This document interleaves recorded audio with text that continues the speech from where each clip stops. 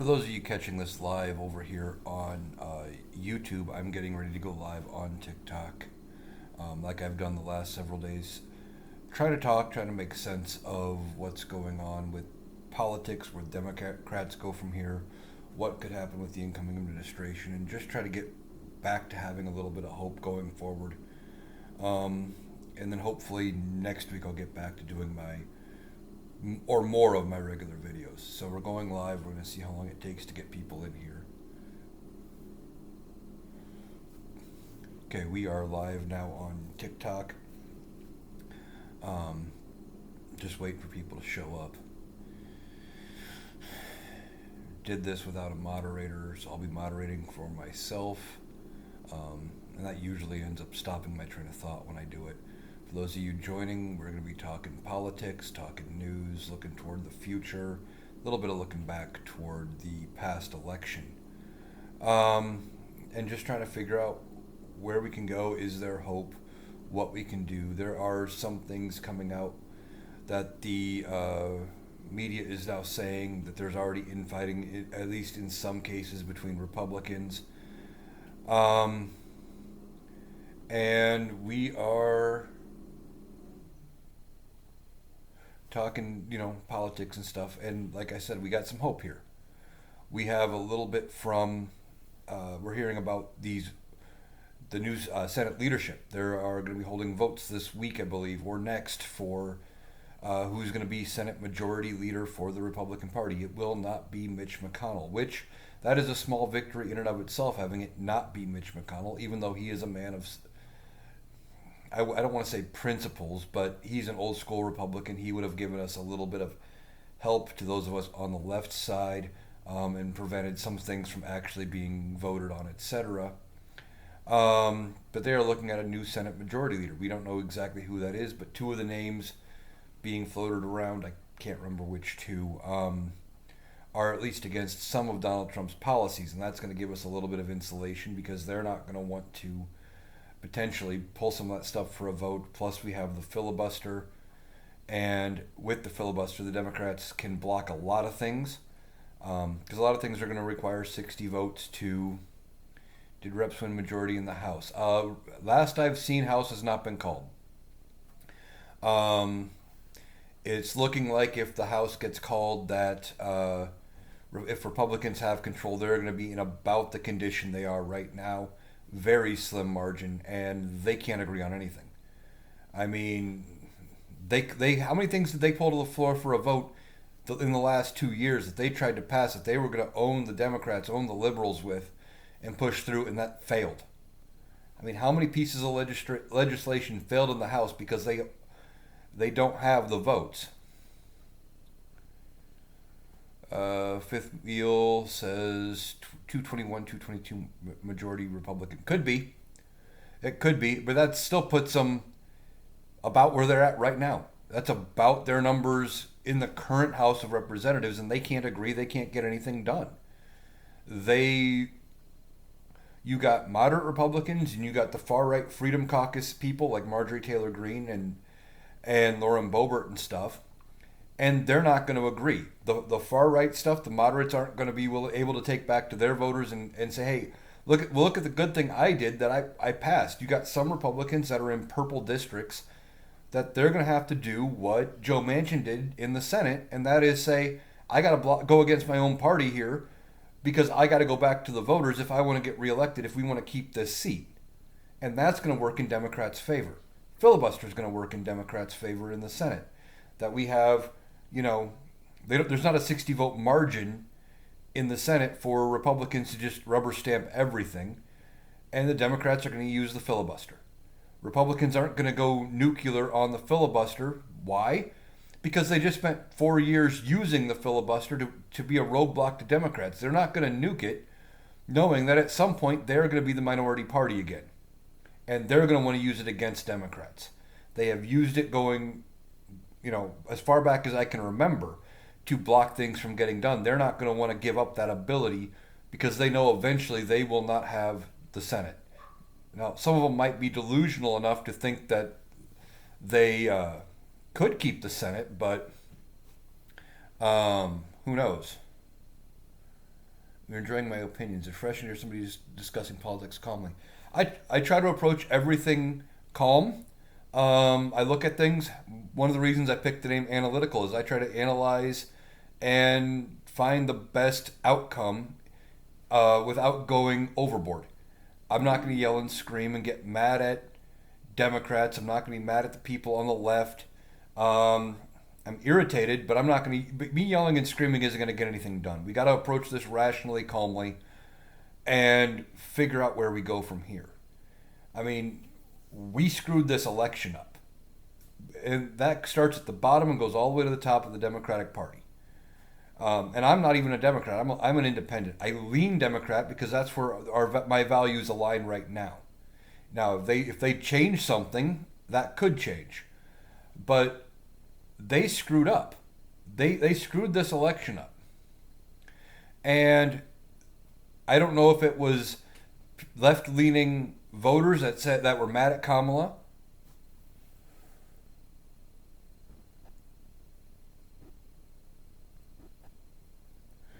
Just taking care of a little moderation myself here.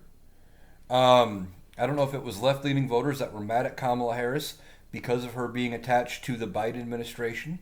I mean, right before she became the nominee, you had Democrats drug Joe Biden through the mud, and did some of that stick to Kamala? Maybe. You had,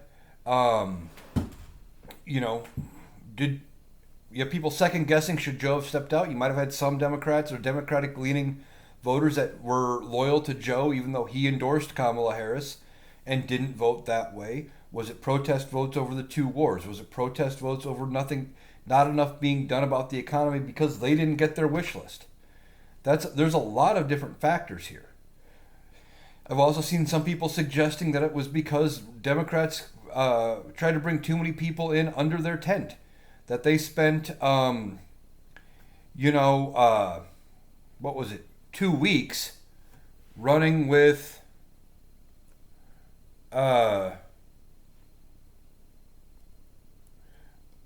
Liz Cheney. That she was out there campaigning with Liz Cheney for 2 weeks, It was that part of it.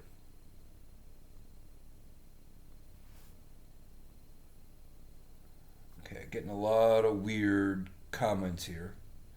Misogyny and racism being part of it, yeah, that could be part of it. There's a lot of things that could have been part of it. I mean, this country, we thought they were ready. And apparently they weren't. They were not ready to elect a woman or a woman of color. So now we got to figure out, where did the Democrats go wrong? Was it too long campaigning with Liz Cheney? Was it trying to cast their net too wide? What was it? What was the group? And we got to figure that out. And go from there, because we got midterms coming up in 2 years.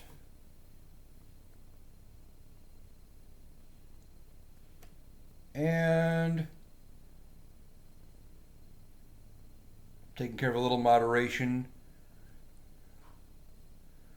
on my own, because I do not have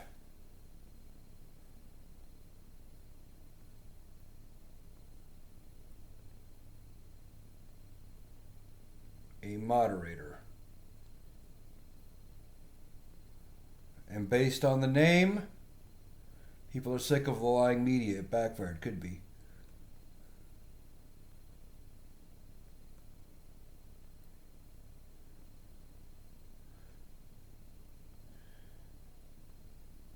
Advice on what?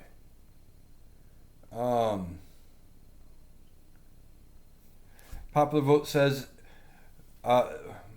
most of America. I don't agree that most of it is, though. I will be honest. Because there's a whole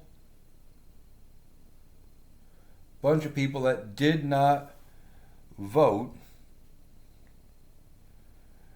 Yeah, I am from Iowa, as the name says.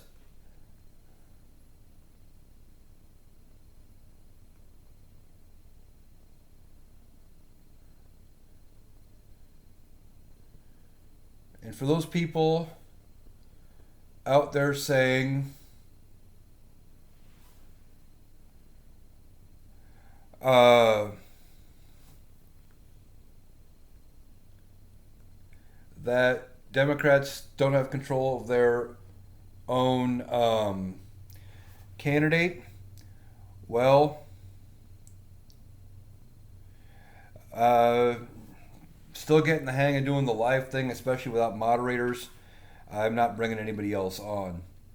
Um, but there are people that were mad that Kamala Harris didn't go through a primary process. But to those people, I ask the same question. I said this to Republicans at the time that were mad. Would they be saying the same thing if Joe Biden died? If Joe Biden died in July and Kamala Harris had to become the president from that moment, or had something medically happen and he was no longer able to be president from that day on, and she had to become president and run the rest of his term as president, would they still be mad about her running the rest of the race? And, you know, when you put it like that, I haven't had anybody else say, yeah, I'm still mad about it. Because Pelosi probably is a little terrified. Donald Trump has said he wants to go after her, charge her with something, don't know what. I don't think he cares what. He just wants retribution. He wants her to go through what he went through. The booking, the charges, the court case. I don't even know if he cares if she gets found guilty. He just wants her to go through it because he thinks she had something to do with it. He's all about retribution and going after those that he feels wronged him.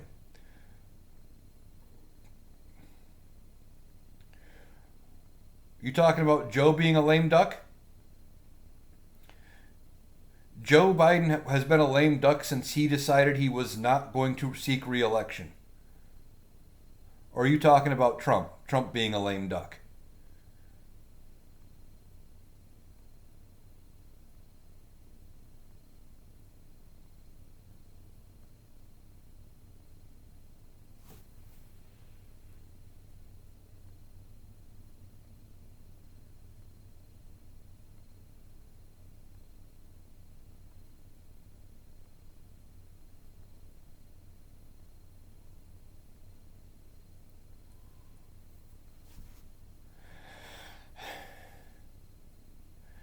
I don't care what he wants. I want to recount to find out where the votes went. I do too.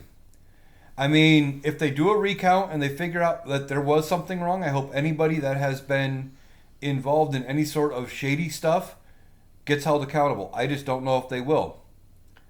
I've been throwing this theory out there for a couple of days now, and in 2020, Joe Biden got a record number of votes. He got 81 million. Donald Trump got about 74 million.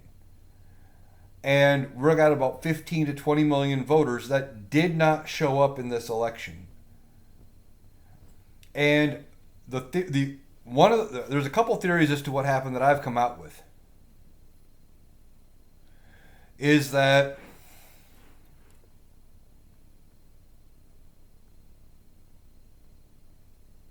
one of them is in 2020 that everybody got mailed a ballot. They got mailed voter information. They got mailed an absentee request form, whatever they needed to vote in 2020.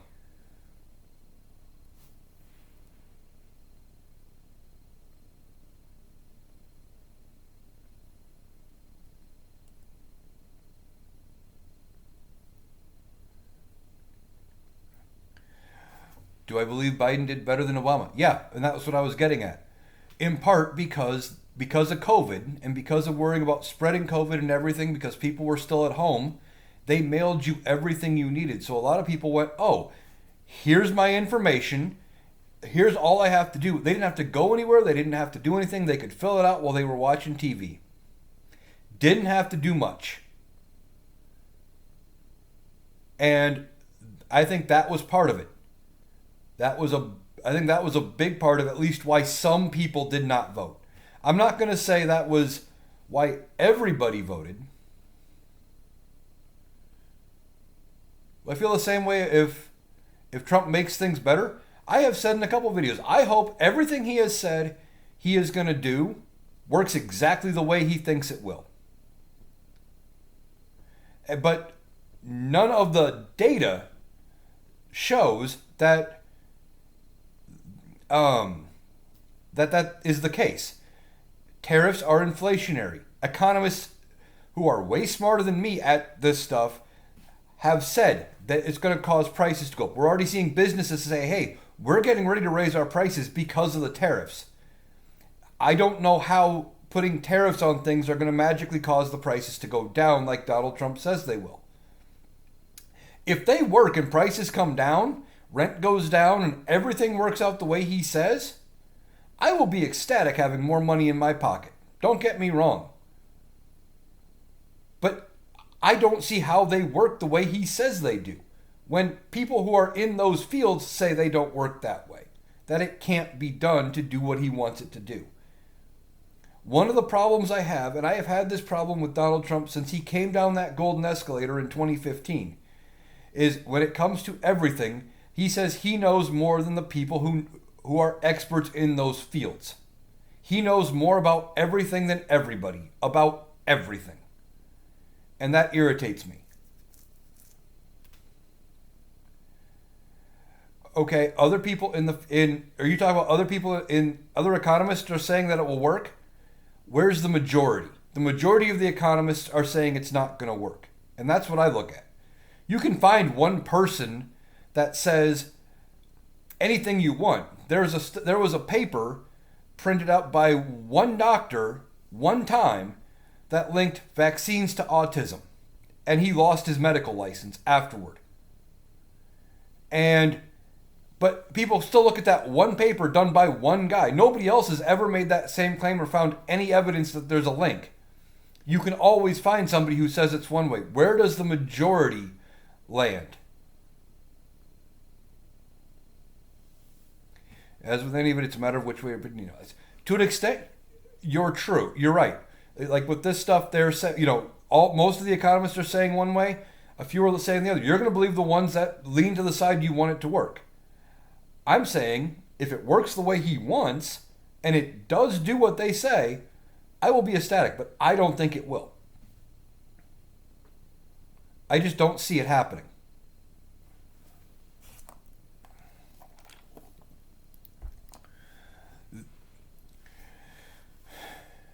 But as far as the votes and the people who didn't vote,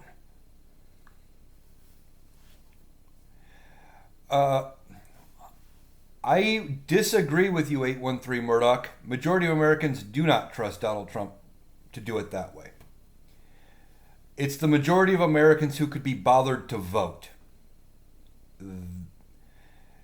There's about 330 million Americans, and we have roughly 140 million that bothered to vote in this election. Half of that 140, roughly. No, that's what I'm saying. About 140 million Americans bothered to vote, and a little over half of that 140 trust Donald Trump. We don't know, because they couldn't be bothered to vote, where the rest of them feel if he's going to get if they believe he's right. Some don't care. Some probably didn't vote because they were convinced, like a lot of people were in 2016, that there was no way Hillary could lose. In this case, they believed there was no way Kamala could lose because everything looked to be going in her favor. And they said, well, this is in the bag. They don't need my vote. That's why whenever I talked about it, I said I believed that she was going to win, but we still needed a vote, like we're 10 points down.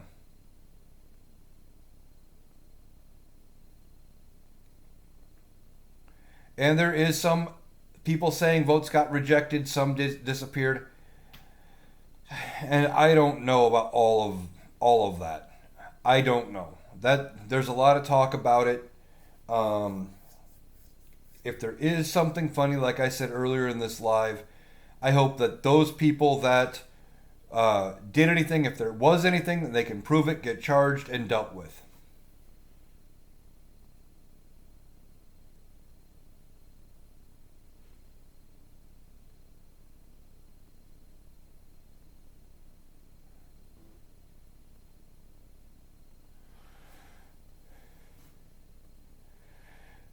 People saying there were issues happen every election. Since 2020, that's the case. I mean, remember, going into 2016, Donald Trump had said if he didn't win, that the Democrats were going to steal it from him. He won. Suddenly, the calls of being stolen or some kind of cheating disappeared. You're not hearing any talk about anything about non-citizens voting this election now. Don't hear a word about it. Tons of it leading up to the election about how they were saying non-citizens are voting. We got to make it so non-citizens can't vote. All this stuff. Don't hear a word about it. About it now. If you don't care enough to vote, a lot of people feel that way. That's why I hear a lot of people say if you didn't vote, you don't get a right to complain.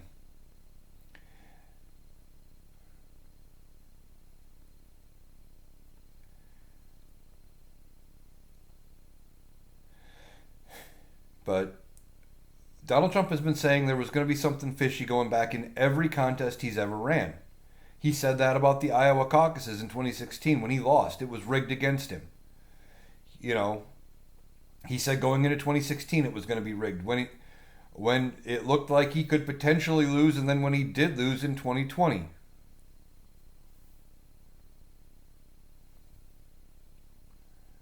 Is there actual proof of that on any large scale? And if there were illegal votes in Arizona, but how many are we talking? Are we talking thousands? Or are we talking, 5, 10? That's a big difference. 5 and 10 do not, change a state typically. I've said, since they were talking about it, that non-citizens do not vote in large enough numbers to affect an election. Because they want to stay under the radar, they're not going to risk getting arrested, deported, and dealing with all of it on the off chance to vote. That's just how that works.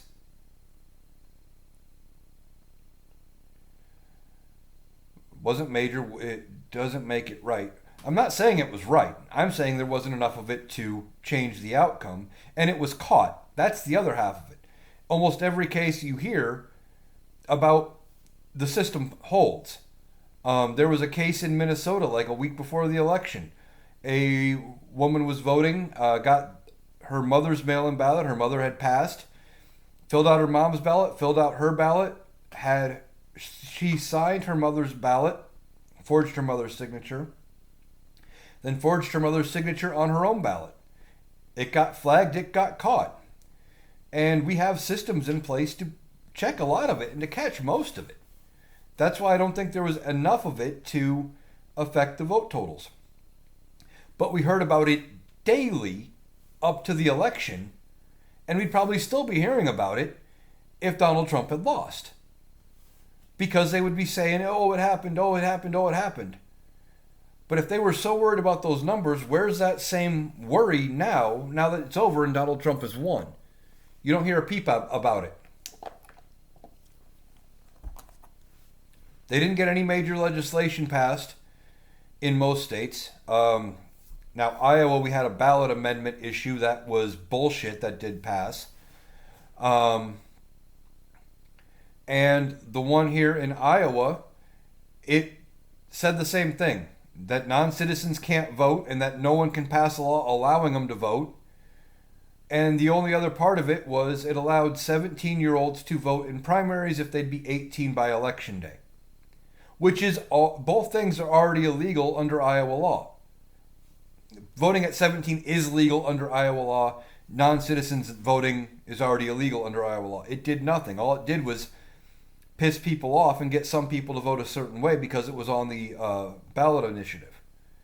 And I think they're on top of non-citizens voting every election. You don't hear about large groups other than from certain sides, from certain people when their candidate loses, because they need someone to blame.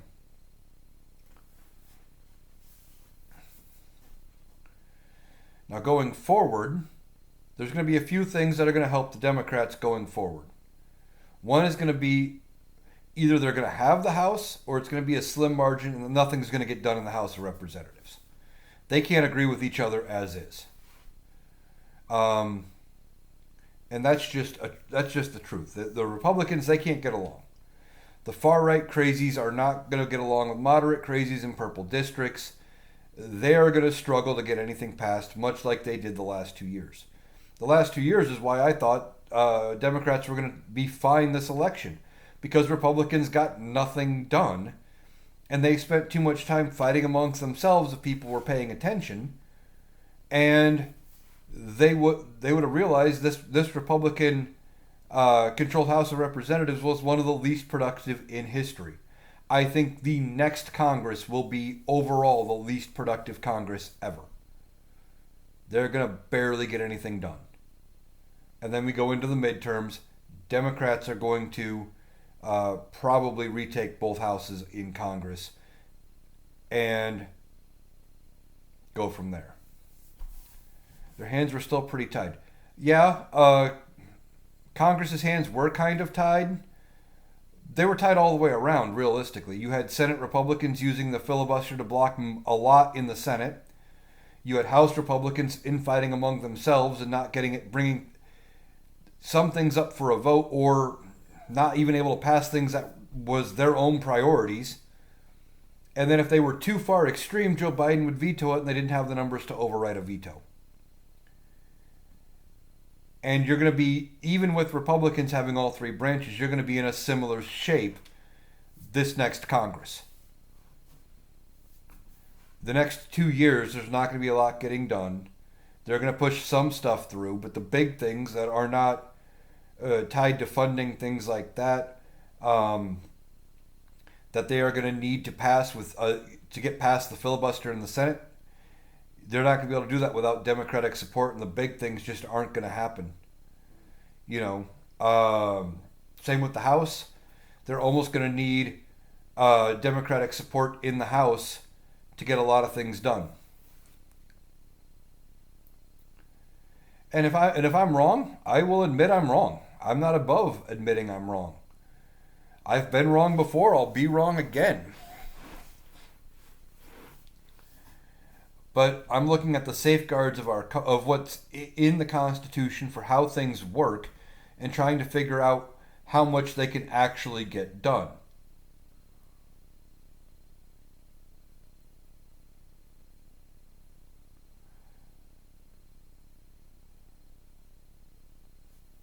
Yeah,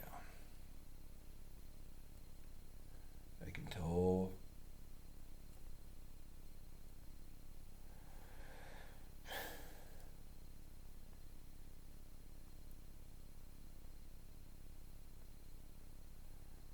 Um, Wait, I didn't want a guest. How do I don't know. But they had as far as the filibuster is going to hold. Now, we didn't jettison the filibuster with the Democrats, in part because we had Joe Manchin and Kristen Sinema, who were Democrat-ish.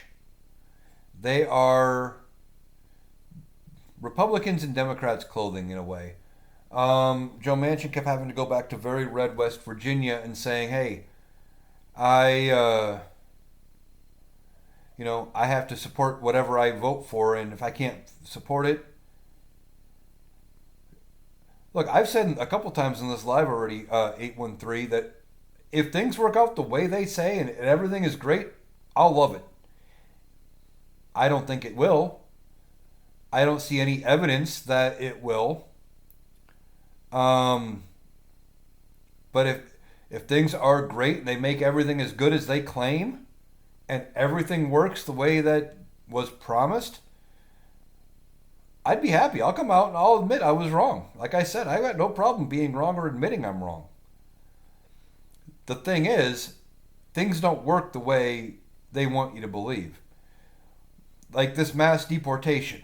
They say they want to deport, I don't even remember how many people, and he says there's no price tag on how much it's going to cost.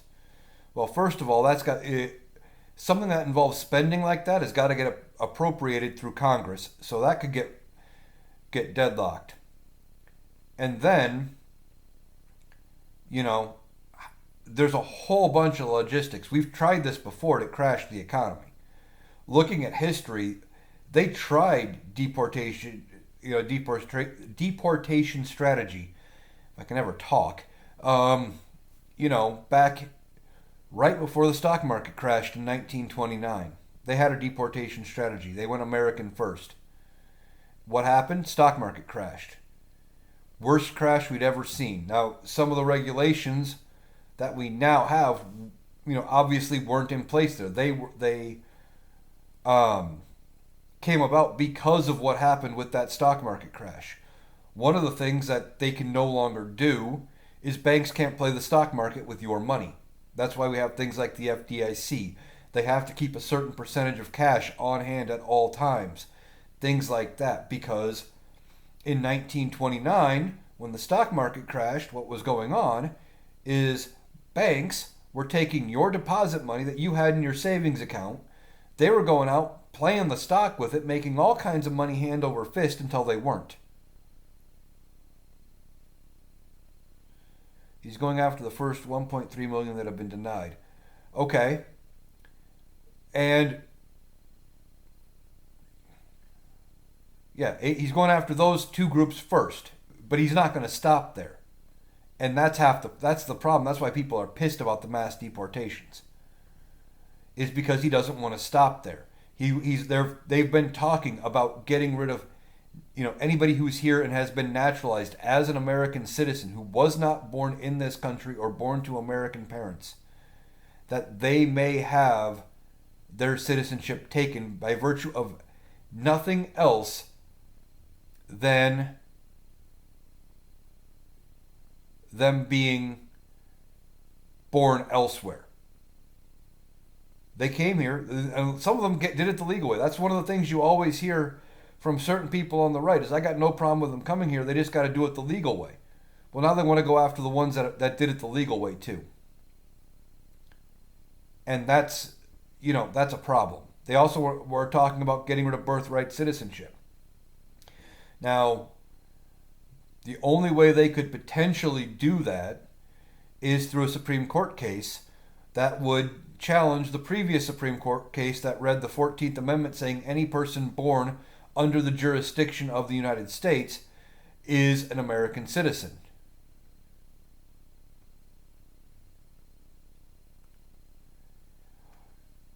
So he said that, but his advisors have said Project 2025 is the plan. Steve Bannon came out and said that on his War Room podcast. And Steve Bannon is one of the ones right up there with him that is going to be right in the thick of it. And going after naturalized citizens and birthright citizenship citizens is in there. That's one of the plans. And I don't know how many generations they want to go back. Yeah, he said that, but he lies. We know this. He was shown a picture of him next to E. Jean Carroll and said he's never met her. As they're in a photo having a conversation, very clearly in the picture. Said he didn't know who she was. Donald Trump will say anything to anybody about anything if he thinks it's going to help him.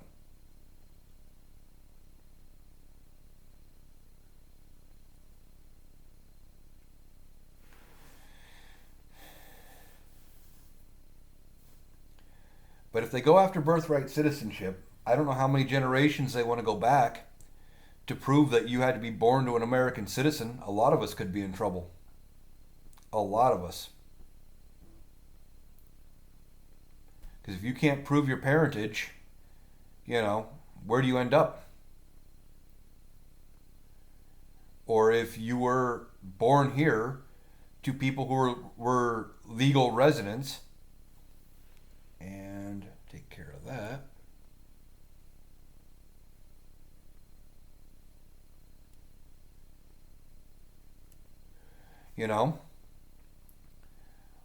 What do you do?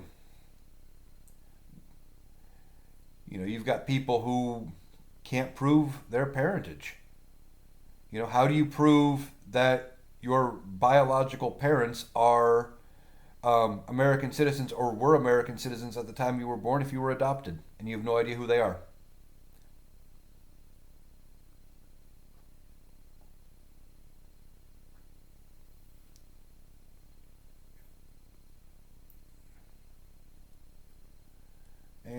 you proved exactly who. I was having a good conversation, but you proved exactly who you were. Birthright citizenship is in the 14th Amendment. It is law. And that is the case. The Supreme Court has ruled how if you are born on American soil, you are subject to the jurisdiction thereof. Therefore, you have citizenship by your birth. If you don't understand that, you're the problem. A lot of us have our citizenship by the nature of our birth. Even if you are born to American citizens here. The other thing where birthright citizenship comes into play that a lot of these people don't understand or don't care about is there are people who are born to two American parents overseas that would have their birth, by the nature of their birth, even though they are born overseas, they are American citizens by birth because they were born to American parents and they are subject to American laws, even though they weren't born on American soil.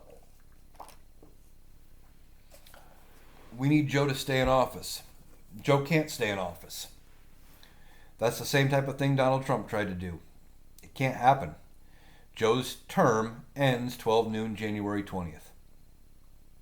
There's nothing we can do to change that. I know some people are floating around this idea that he could somehow say he's invoking the 14th Amendment. He can't defend the Constitution by turning over power to Donald Trump. That's not going to happen. We sound as crazy as we thought they were 4 years ago. I wish he could too. I said before Joe Biden stepped aside that he could beat Donald Trump, and I think he would have. I think Joe Biden would have beat Donald Trump. Hands down. I am irritated with the Democrats and the media pushing Joe to the side for 3 weeks because of a bad debate. You had the media and you had Democrats saying, is Joe Biden too old? Is he going to step aside? Is he going to finish the race? Is he going to run? Is he not going to run? What's he going to do? Who's going to run in place of Joe? And then you had Democrats, like some major Democratic players,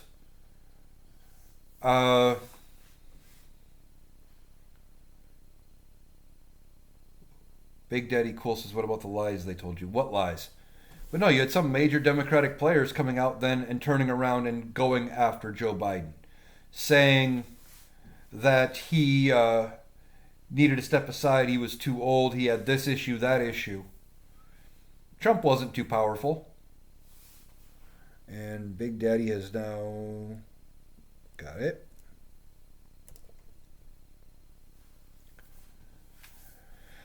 Trump wasn't too powerful. Look at his popular vote total. He lost votes from 2020 to now. He's lost about 3 million votes.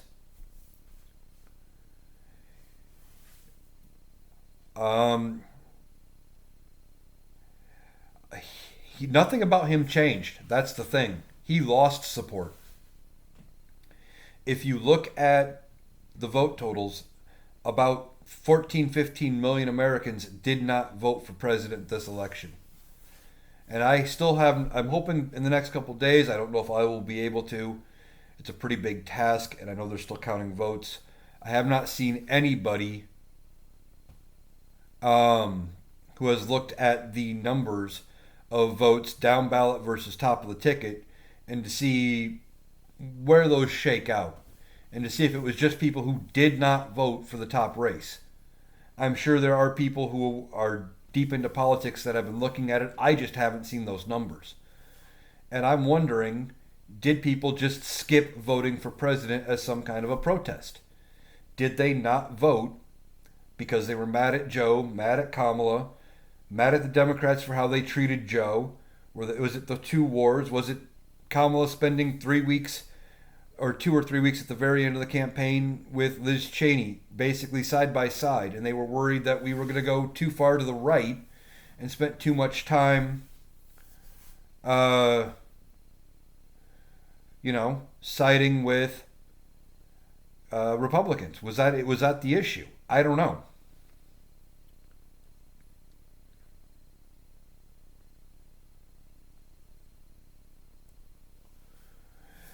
I mean, there could be any number of reasons why 14 to 15 million votes didn't happen.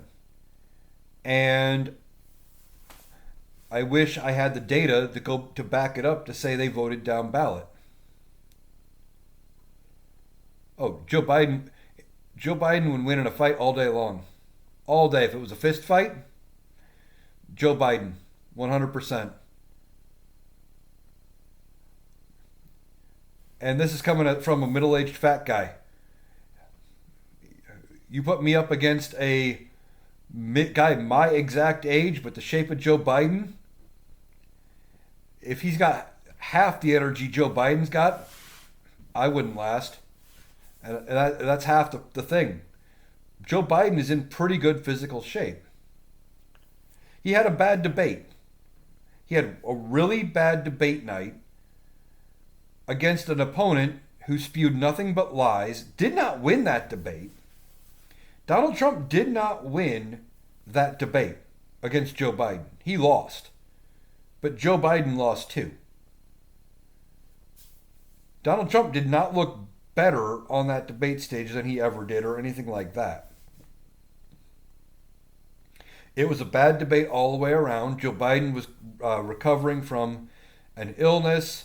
I had heard he had taken something for that, and that he was under the effects of it. And he was trying to do what Joe Biden has always done for 40 years, and that was talk plainly and talk facts and talk about the issues.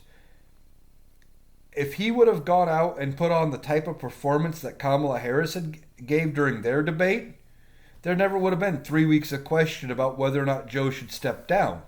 Wouldn't have happened. Kamala Harris approached that debate entirely different. She got the facts out there, but she was landing punches like a prosecutor.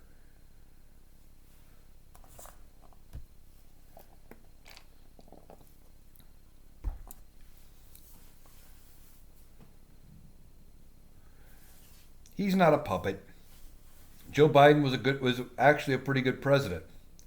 The problem is he's old school, middle of the road. Joe Biden probably should have stepped aside a year ago.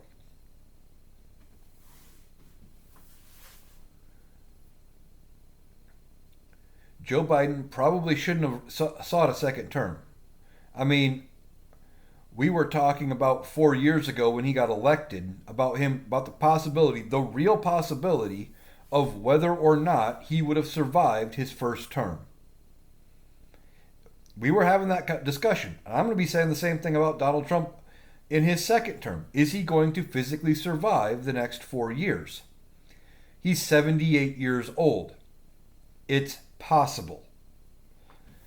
And Joe Biden probably should have stepped aside.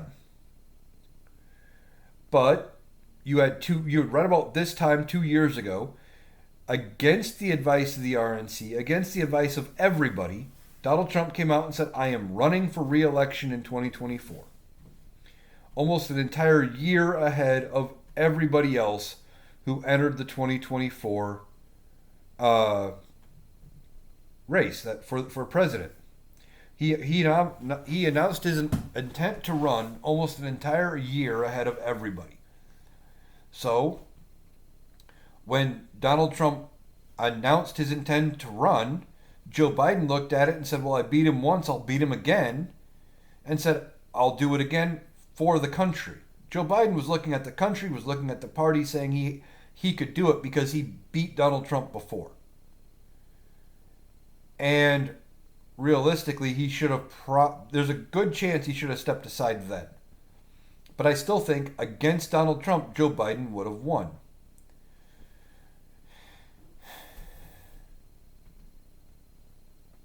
But we can Monday morning quarterback this thing till we're blue in the face. Point is, 14 to 15 million Democrats did not vote for Kamala Harris. That did vote for her as vice president and did vote for Joe Biden.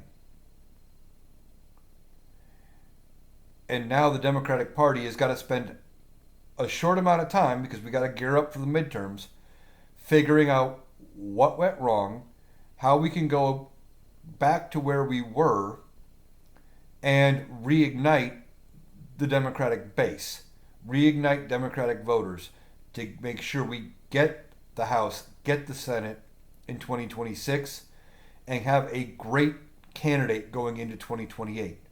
And that's not to knock Kamala Harris. I think she was one of the best candidates we could have put forward given what we had. She should have won. But they got to figure out what they did wrong and how to fix it so they can run an even better campaign and how they can direct and go forward and win. Because the other half of this is they're not going to be running against Donald Trump in 2028. That will not happen. There is no way, despite what some people on both sides are thinking could happen, they are not going to be able to change the rules in 4 years to allow Donald Trump to be able to run for another term. The Constitution is very clear. 2 4-year terms, maximum of 10 if you were a VP that succeeded after a president who resigned, died, etc. Well, Donald Trump didn't do that. He was elected on his own. This is his second term. He cannot run in 2028. He cannot run as the vice presidential nominee in 2028 because of the 11th Amendment. I believe it's the 11th. Maybe it's the 12th.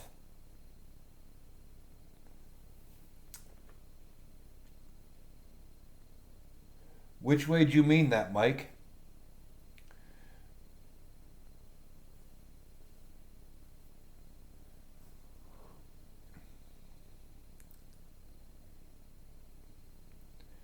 But Donald Trump cannot run in 2028. He is term limited out.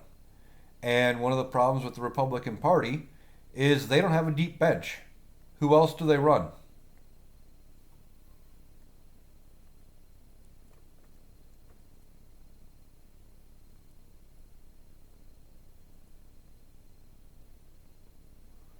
Who else runs for president as a Republican in 2028 that can motivate the base of the Republican Party, the hardline MAGA movement? They don't have anybody. They don't have anybody who can't, or that can do what Donald Trump did. Who is it going to be? Ron DeSantis?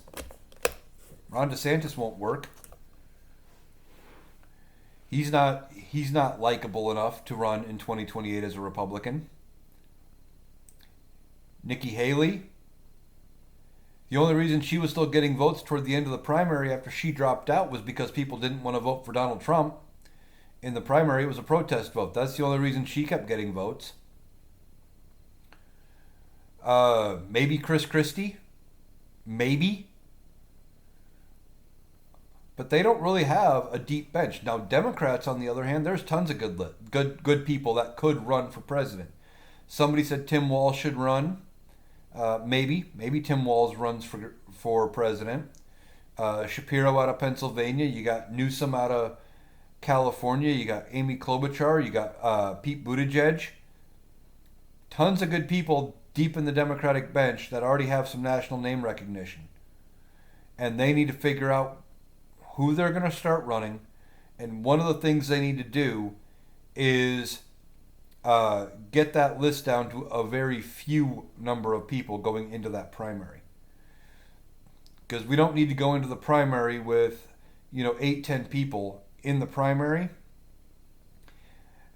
and then hope for the best, because look what we did. Look what happened in 2016. They had a bunch of people. Bernie Sanders was gaining steam and got to the convention, and people were still mad that Bernie Sanders didn't get the nomination, and they either voted third party, didn't vote for a Democrat, voted for Donald Trump, or didn't vote at all because they wanted Bernie. And that is one thing I give the Republicans a lot of credit for, is there's quite a number of people who, with an R next to their name, they vote for whoever is on the ballot with an R next to their name. And Democrats don't do that nearly to that extent. They look at the person, they look at uh, the race they're running, they look at all of it, and they make an informed choice. So Democrats got a lot of work to do going into the midterms. They got to figure out how they're going to attack this. If they do it right, um, they can start setting themselves up for 2028 and go from there.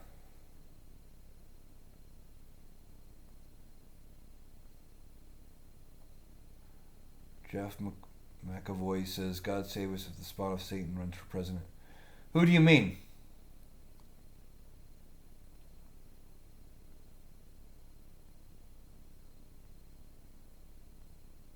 I don't know who you mean by that. Because depending on which side of the aisle you were on and potentially just what you think of certain people, there are several people that could fit that description.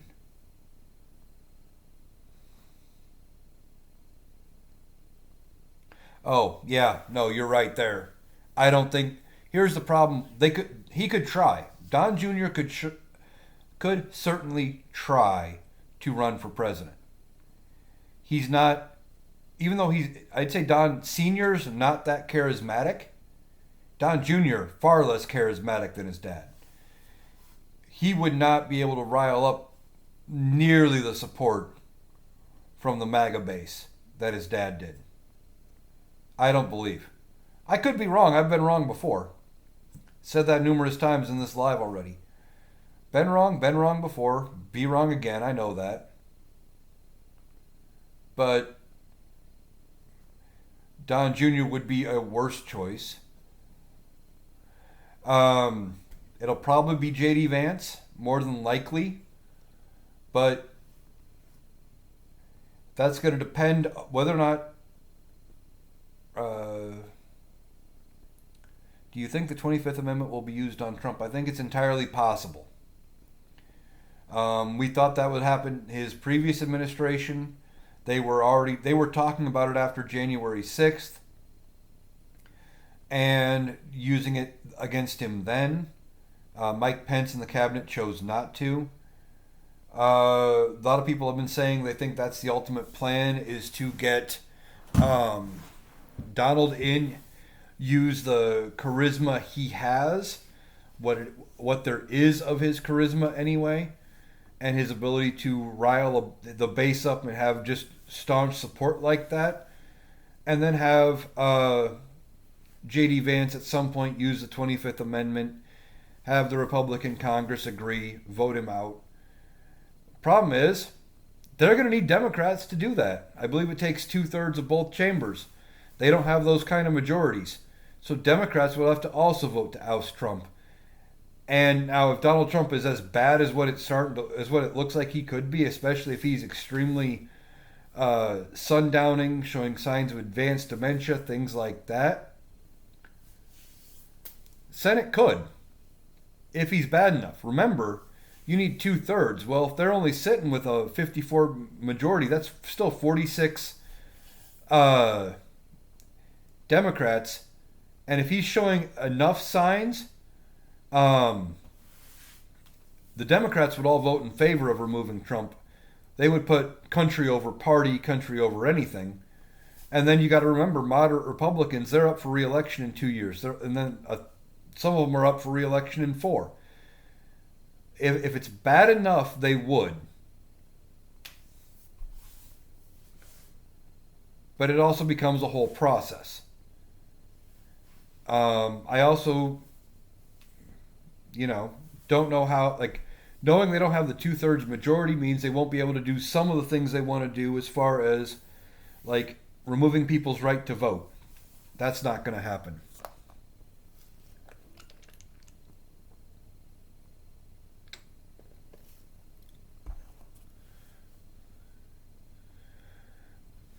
You're talking about Senate Republicans not wanting Vance in charge either? Entirely possible. But if it comes to the point when Donald Trump is medically unable, completely medically unable to do anything, and they can't prop him up anymore where it's becoming dangerous, even Senate Republicans will do the right thing. And Democrats, even if they don't want Vance in charge, would do the right thing because it's the right thing.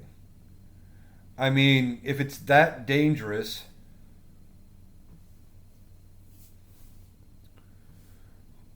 what do you mean, Jenny? Like Biden now?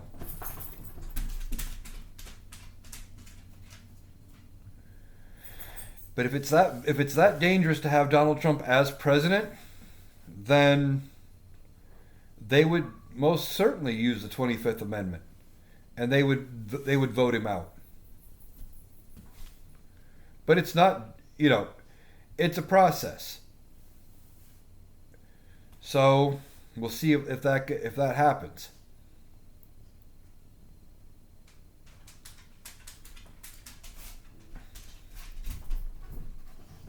Okay.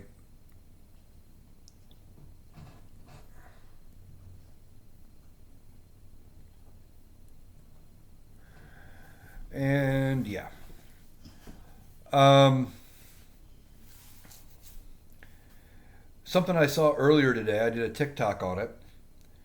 They're holding votes about the Senate leadership, and there's going to be a new Senate Majority Leader. It will not be Mitch McConnell, which could be good, could be bad. Um, but Mitch McConnell's not going to be Majority Leader. Well, Donald Trump is trying to put pressure on Senate Republicans to vote somebody in who will do what he wants. And one of the things Donald Trump wants is for the new majority leader to allow recess appointments. And for those of you who don't know what a recess appointment is, with any position that requires the consent of the Senate, if the Senate is in recess and not in session, the president can appoint somebody to fill that vacancy.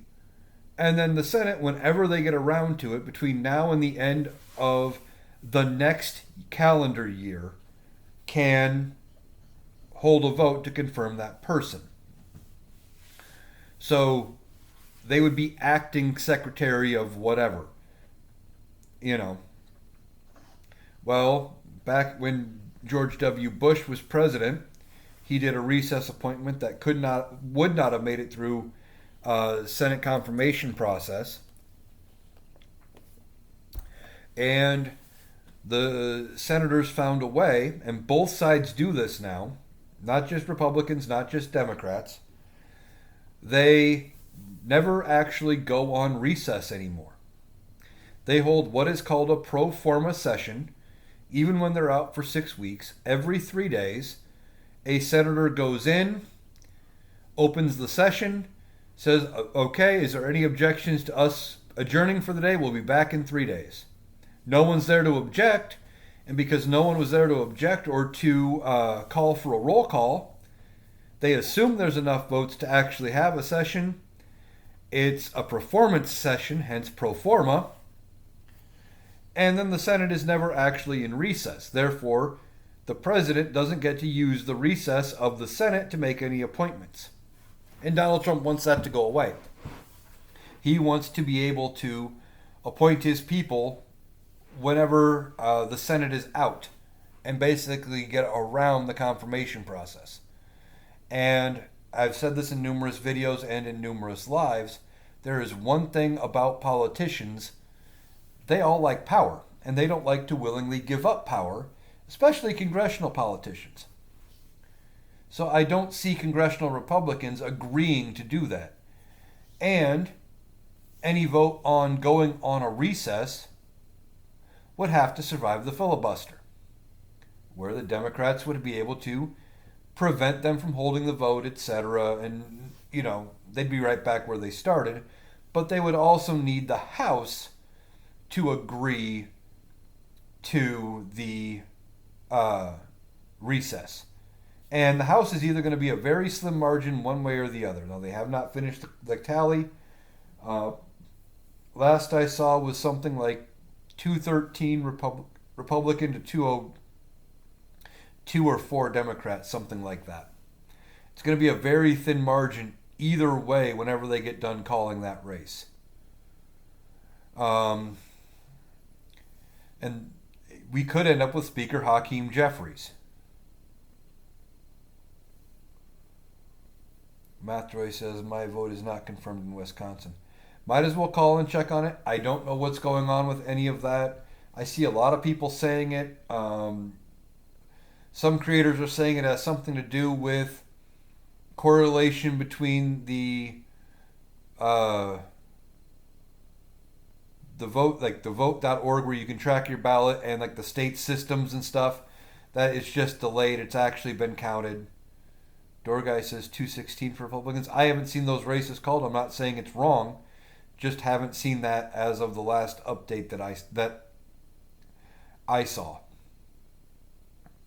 And if some of these are as close as it's sounding, there could, even though they've projected the winner, there could still be a recount automatically, because some states have automatic recounts under certain percentages of victory, and there still could be recounts. And, those numbers could change. But either way, it's not going to be a very big margin in the House, and look what they got done out of the House the last 2 years.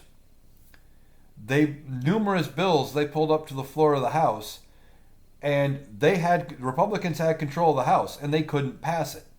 When they had control, they couldn't get it through the House and over to the Senate. Now, was that in part because they knew it would die in the Senate anyway? Maybe. But they couldn't agree enough to pass things out of the House. So, you never know.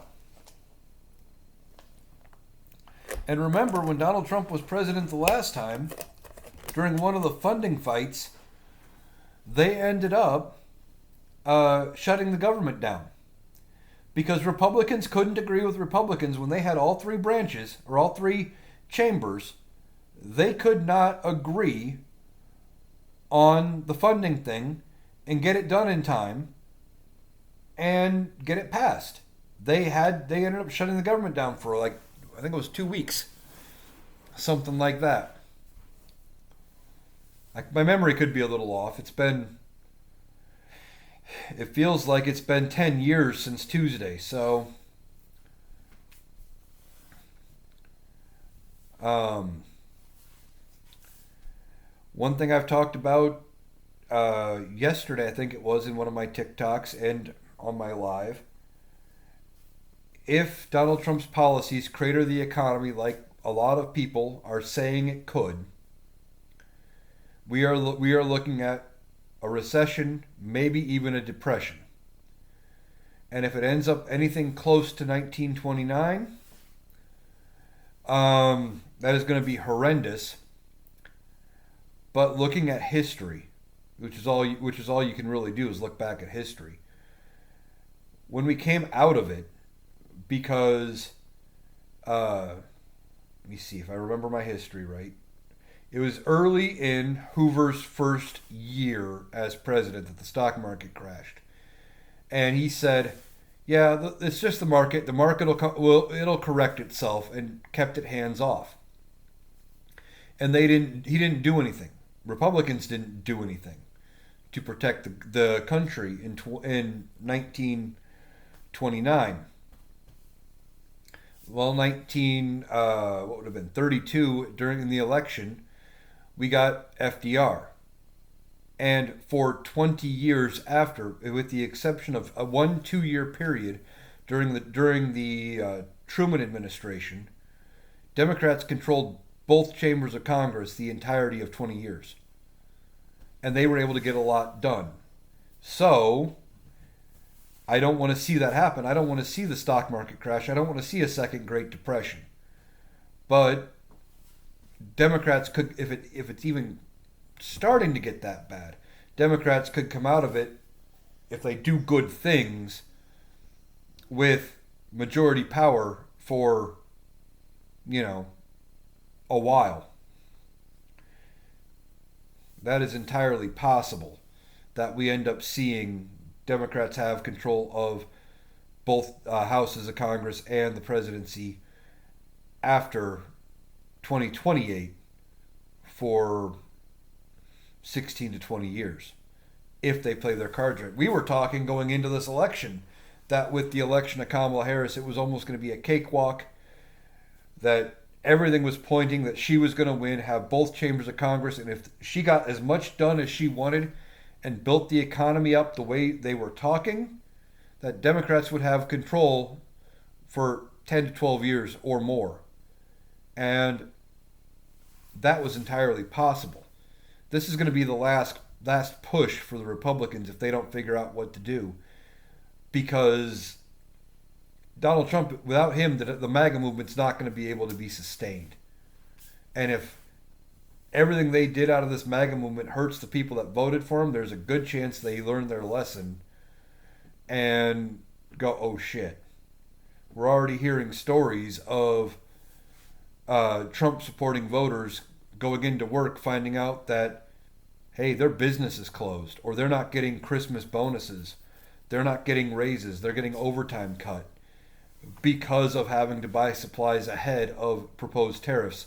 And we're 10 weeks out from Donald Trump becoming president again. Tariffs haven't even been affected, but businesses are preparing in advance and telling their employees, we got to protect the business first before we protect you. The businesses are looking out for themselves ahead of their workers because of the proposed tariffs. And we're hearing, like I said, bonuses getting cut, labor with no overtime getting cut, no raises, etc. It's hurting the people that voted for those exact policies, and they're looking around going, this isn't what I voted for. Same with, I saw some videos here with people who have looked up trending Google searches, and some of the top searches now, after the election, after it's too late, are what's a tariff and how do I change my vote? If those things are correct and people are really looking now, it's too little too late. We've been trying to warn them.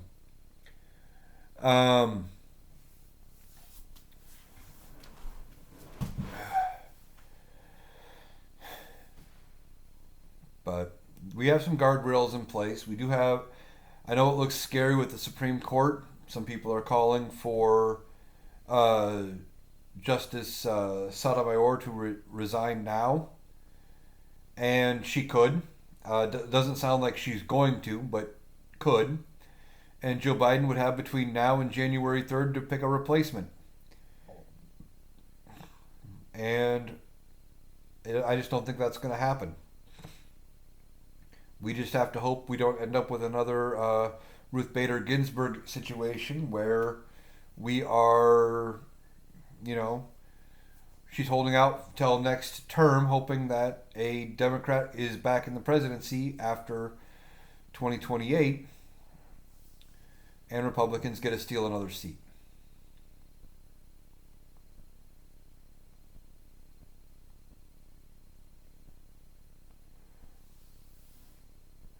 Once mass deportations start, which is a logistical and financial nightmare, cost of goods. Are you saying they go up or down, John?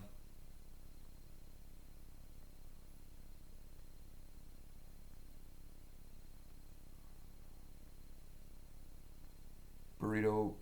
Oh, yeah. Well, oh, I agree with you, John. If they do start these mass deportations, if they do it, it's going to be dramatically ineffective. Here's what I think could happen. This is me spitballing.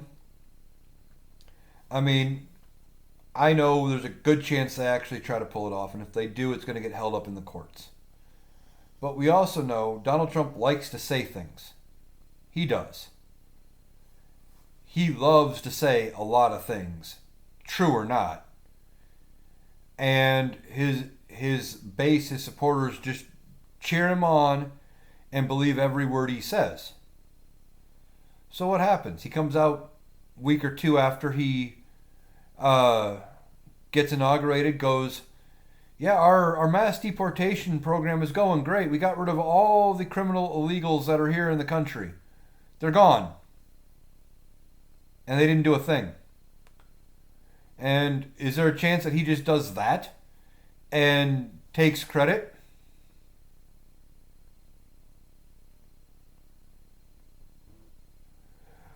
Who spent that billion? Burrito?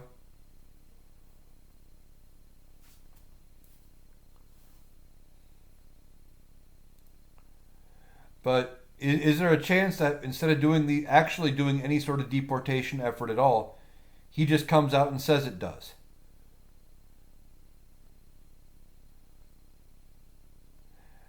Now she had $1 billion. I don't know that she spent $1 billion. I've been hearing some people try to say she's 20 million in debt, but I don't think that's right. She raised well in excess of $1 billion. She'd raised over $1 billion with like a month to go, and she was still getting donations.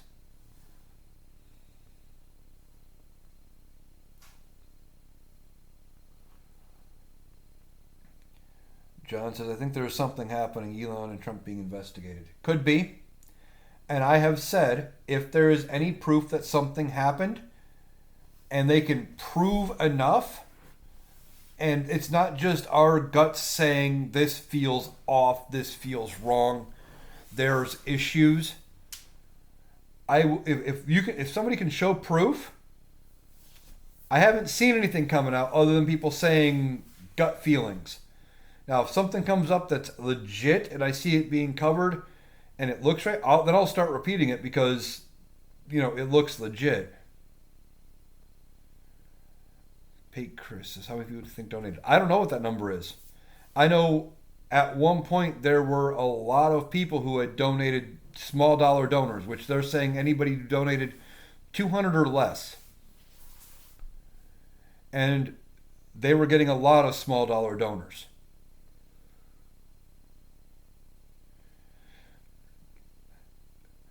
That's a good question, John.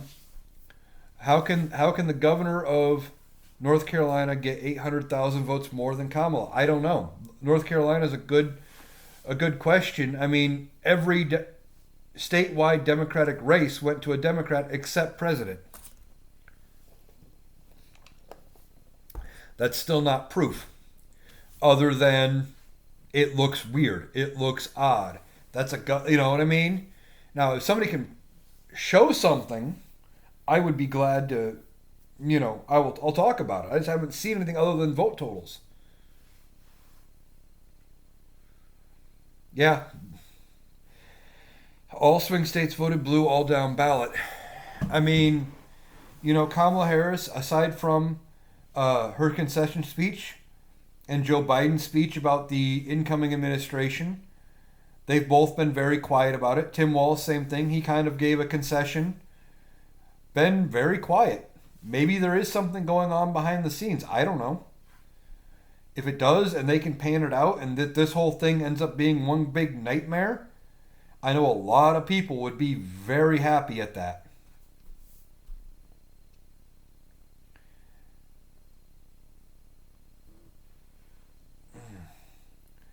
Um, I mean, I was expecting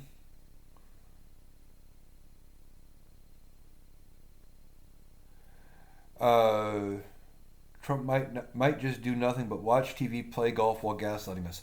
That's entirely possible. He's going to do some things. There are some things that they are going to get him to do, but he's going to be hands off on a lot of it. I really believe, and they're gonna tell him what he wants to hear, and he's gonna sign the things that they want him to sign for the most part. If they can pat him on the back and tell him he's gonna be a genius for doing some of this, but a lot of the big scary things are gonna require Congress. I've talked about it in a couple of lives. Uh, John says it's a Heritage Foundation I'm worried about. I am too. A lot of scary things coming out of Project 2025. The problem is they didn't get nearly the numbers they need to get around Congress. They're going to try, And I know Donald Trump is already freaking out a little bit. I talked about the recess appointments a little bit ago. The other half of that is he wants congressional Republicans to block any sort of judicial appointments out of the Biden administration in the final days between now and January 3rd. Biden's going to push as many judges through, and they can do it without a single Republican vote between now and the end. And the court system, Donald Trump is going to enter the presidency with the fewest number of judicial openings of any president in modern history. And the court system is going to be one of the things that's going to protect us the most going forward. Because even if they get, like, it's going to take time to get this stuff through the courts, and we can get temporary injunctions while it plays out, while they do hearings, while they do this, while they do that.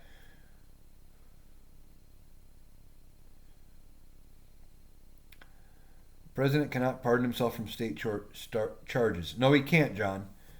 And it's New York, not Georgia. But I don't think Donald Trump is going to get prison in New York.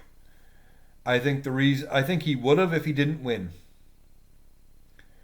I think at most now he may get he might get prison suspended till after he's out of the presidency. He may get a suspended probation, or he's going to probably get a fine.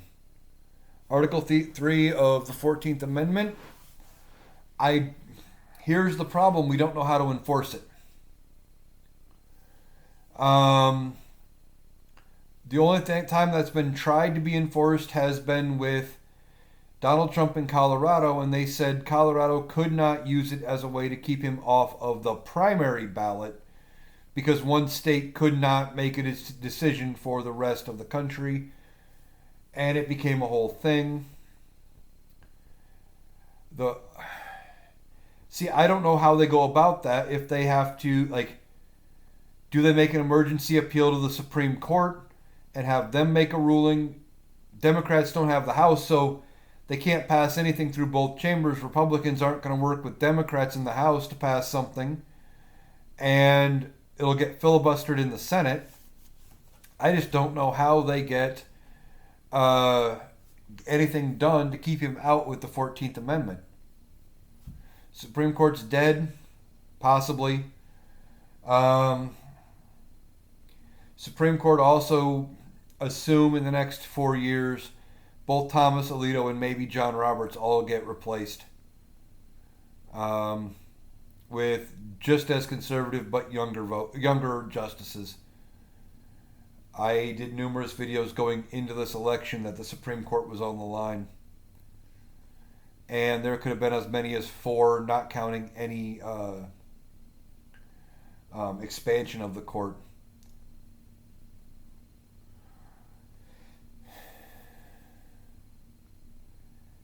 What about Biden stepping down and Kamala being president? Doesn't change much. The only thing it would change, it's petty, and it's because all of the 47 merch that Donald Trump has already bought and paid for or contracted for would be worthless. They'd have to get 48 merch. And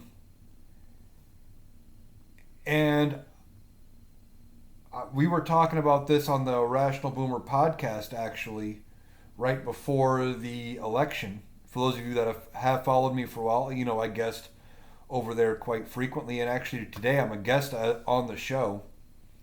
On the podcast that is running for today. But anyway, I just don't see Joe Biden stepping aside, because every time a president has either resigned or died, the incoming president gets sworn in with very little fanfare. Look at LBJ. He was standing on Air Force One with a local judge, and he had the former First Lady standing beside him, Jackie Onassis Kennedy.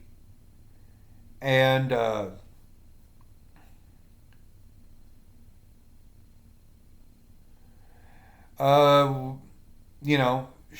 just don't think Joe Biden would end up having Kamala Harris not get the fanfare that she deserves with such a historic election.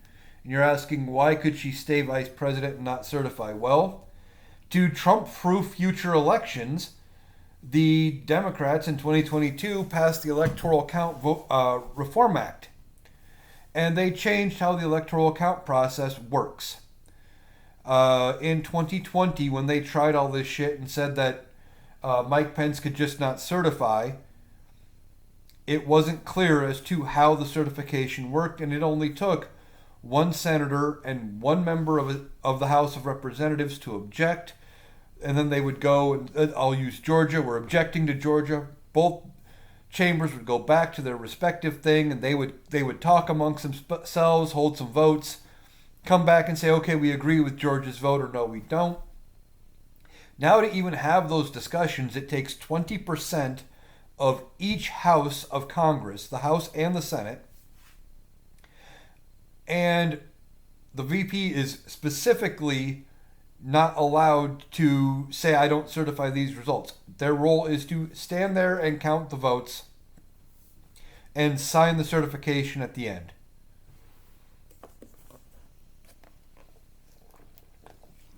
It's performative. There's no way a certification issue is going to happen unless between now and then there are major issues that have come up and we find like proof that Starlink actually did something with these votes, switched them, etc. And there so far has been no proof other than vote totals not matching up.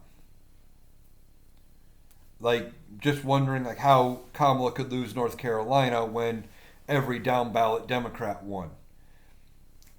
I can't explain it, but that also doesn't make it proof. For those of you joining, we've been talking politics, talking the election, talking about what goes forward, things like that. If there's something you want to talk about, obviously leave a line in the comments. Is Starlink counting the ballots a conflict of interest? Most certainly you would think so. And I don't know that Starlink was counting the ballots or if it was just providing the internet service to certain areas. And it almost sounds like a conspiracy theory, but then you're dealing with Donald Trump and you got to go, but maybe. You know, you hear about it and you come back with, well, maybe.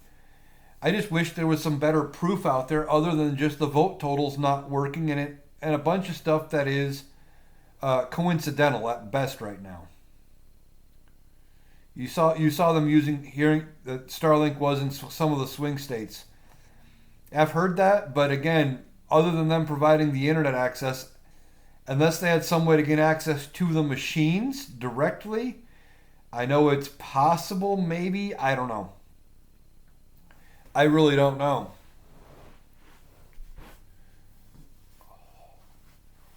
It's a lot of...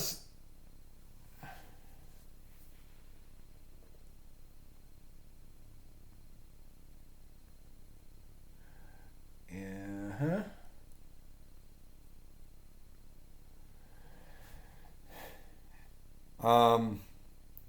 And I talked, even though I just blocked them, I will talk about what they were saying is not having voter ID.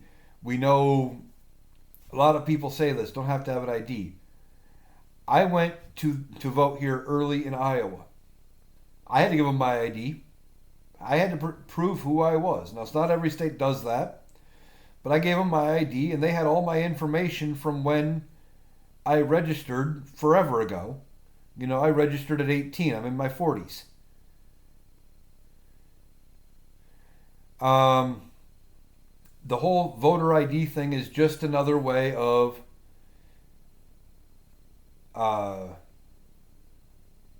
just talking negative about immigrants, things like that. Will disaster aid under this administration be a problem? Maybe. Donald Trump has already made comments that he wouldn't send disaster aid for wildfire relief to California. He didn't do nearly a good enough job with Puerto Rico and Hurricane Maria. Remember, he didn't know who the president of Puerto Rico was. Guarantee you in the next 4 years, Puerto Rico does not become a state. That's not going to happen. Disaster aid will probably be favoring heavily to red states and states that voted for Trump. That's how he thinks. They like me there. I will help them more.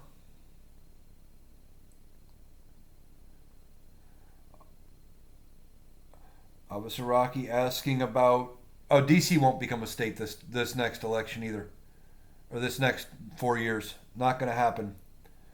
Mostly because they lean Democratic. Republicans don't want to give up the seats anywhere, potentially. No, I did not vote for Trump. And Officer Rocky, you were asking about the vote total. I've talked about that in several lives the last few days. I have a working theory, and that is because of the pandemic, a lot of states made it super easy to vote. They mailed you everything you needed. I think that's at least part of it. That everything was mailed to you. You didn't have to go anywhere. You could take 2 seconds out of your day, fill it out real quick, and mail it back.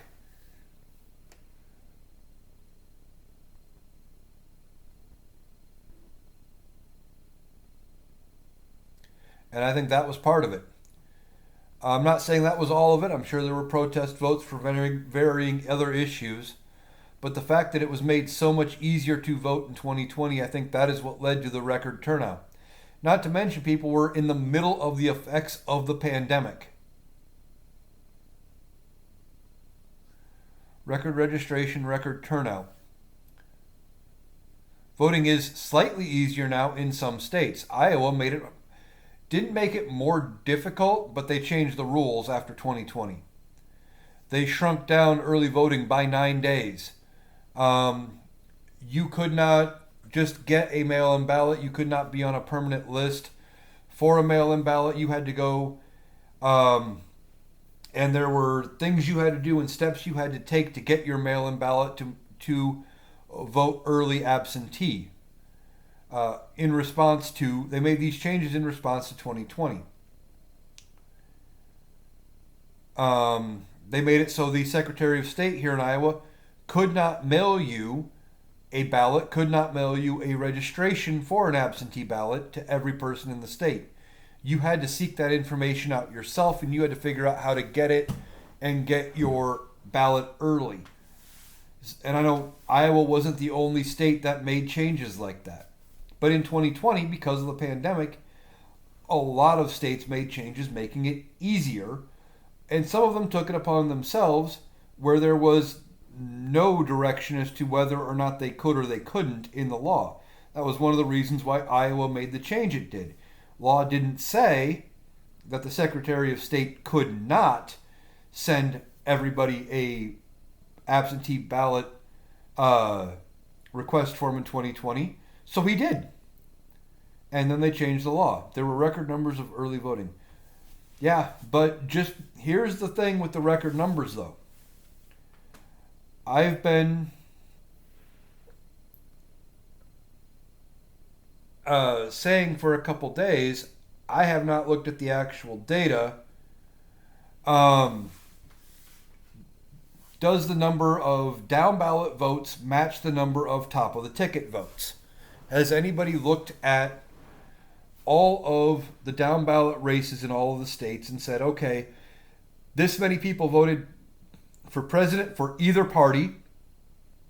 This many people voted for representative races, either party, House races, either party, state legislature races, etc. And have they added those all up to see how many people skipped on each section? Did we still have record turnout and they just not vote at the top of the ticket?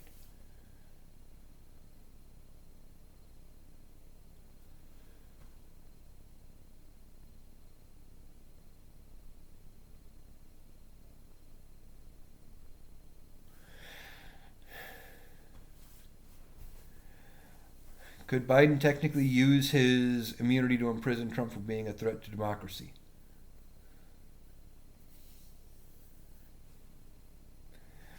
Could he imprison Trump? I don't know. That doesn't sound like an official act of a president. That sounds like something outside of what is a power granted to a president.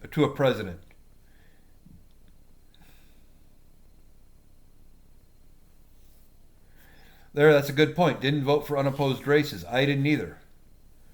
If it was unopposed, ran by a Republican, I did not vote. I didn't write anybody in.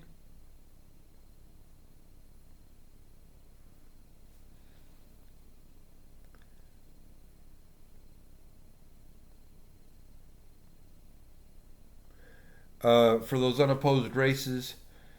Um, but I voted for every section that had a Democrat on the thing or an independent. Um,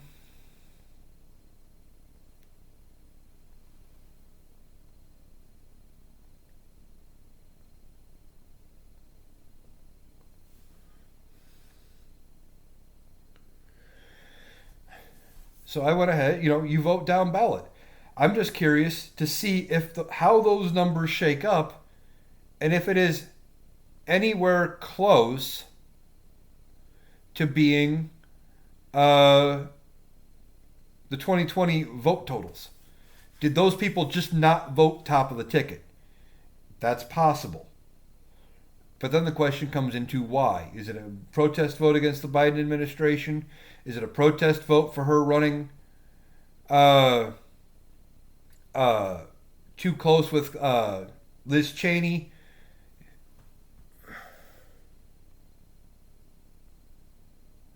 Down ballot numbers for Dems are higher than president numbers. That's my point. Is it that many people just didn't vote top of the ticket, did not vote for president? That would be a flip from almost every year prior, where people typically, if they vote on a ballot, they were voting president and skipping the rest of the ballot. Um, so what happened? I don't know. I don't have the answers. I'm just throwing out some ideas that I've come up with.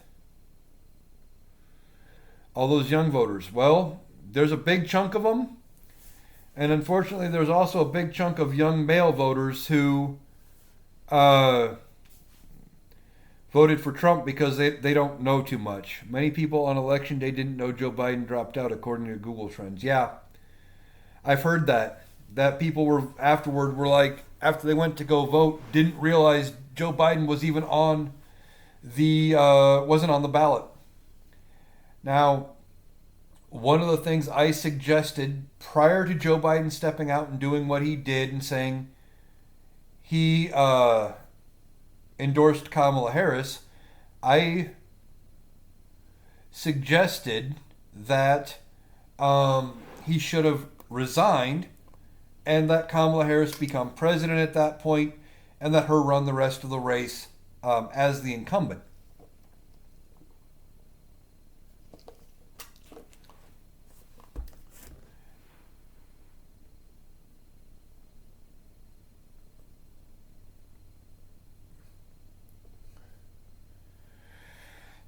I can't guarantee they stole the election. There's any number of reasons as to why um, the vote totals are off. I've already blocked him.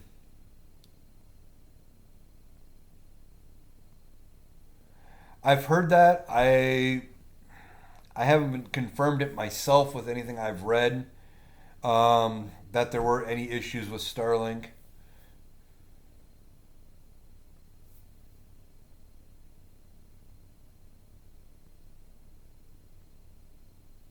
Yeah, them counting the vote went a lot quicker than last time.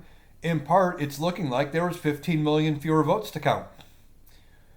Um, that's part of it. If Starlink was involved, it could be considered a conflict. Um, but one of the things looks like there might have been fewer votes to count because it did go that fast. Two, they had 4 years to figure out what happened. They had 4 years to figure out where they bottlenecked in 2020, and they weren't dealing with some of the restrictions with spacing and things like that they were dealing with in 2020 because of the pandemic. They were able to, I think some of it was they got some of those issues resolved. They found the problems and they identified them. Part of it was they didn't have nearly as many votes.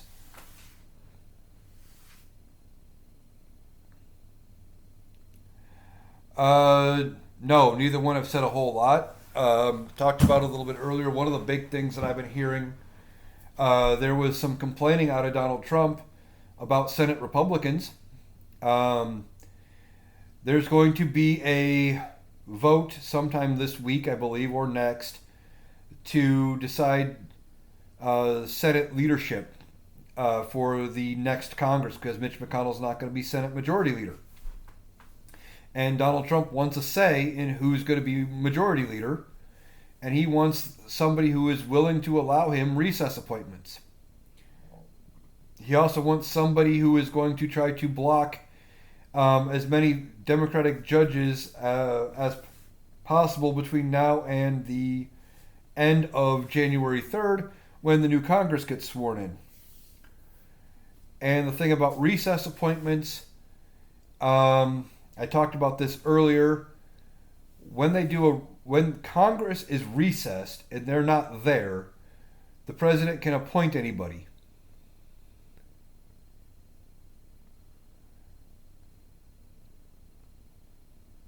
At her concession speech, Kamala said, "When it is dark, you can see the stars." Code for Starlink? I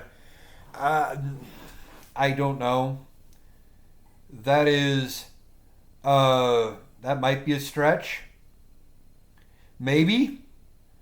And it could just be somebody looking for a link. I don't know. If they prove there's an issue and there's something comes out and they've done something, and then I might believe there's a connection. It might be a reach. Beverly Lee says 2, maybe 3 SCOTUS judges will need replacing. Our great grandkids will feel this. Entirely possible. Could be as many as 4. Could be Sotomayor, John Roberts, Alito, and Thomas. All could end up needing to be replaced. We have to hold out hope, but I'm also looking at what is already in place. We do have some guardrails there, and those guardrails are going to hopefully hold and get us to the midterms. And then after the midterms, I'm fully expecting Democrats to retake control of probably both chambers of Congress and really put up some resistance. And then 2028, assuming things work out the way they should, Democrats will probably regain the presidency. But as far as who runs, Democrats got a wide bench. There are options with the current situation. I mean, they still haven't called all the House races yet. And in part, that's because the House races are going to be very, very close. There were a lot of votes that they are counting. What happens if they found out it was some crooked stuff done? Good question. I don't know. I mean, just because the election day is over and the media has called these races, those are projected winners. Now, every state has a different deadline date. Some are at the end of November, some are sometime in December. They have different dates that they have to certify their results by. And if something comes out, they could not certify and do a recount, etc. But remember that's what happened in 2000 with Bush Gore. They were up against the certification deadline for Florida that Florida was counting their ballots and it was so close, but they had to have it certified. And they got to a certain point and the Supreme Court just said, it is done and You have to get it done because you have to have your vote certified between now and then. The hanging chads, exactly. And when the Supreme Court said this is not precedent for anything later, this is our ruling on just this particular situation. They tried to protect themselves from a future ruling, but they looked at it and said, you have deadlines you have to meet, and you were up against those deadlines. So even if there are recounts, there better be some evidence, there better be some calls for recounts or whatever they're doing, if there are official recounts, because they are up against those certification deadlines. And once each state certifies, it's guaranteeing that those, right or wrong, those are the results for that state. And basically at that point, it is just a formality of sending them all, each state sending their electors, their packet with the elector signatures into Congress, and then Congress certifying it then. John says Kamala and Jack Smith have 70 plus days to get Trump and Musk. Probably not happening. Jack Smith sounds like he's winding down his campaign, and he will be out of a job between now and January 20th. Sounds like by all accounts anyway, at least what's being publicly said, they are going to be probably asking for cases to be dismissed.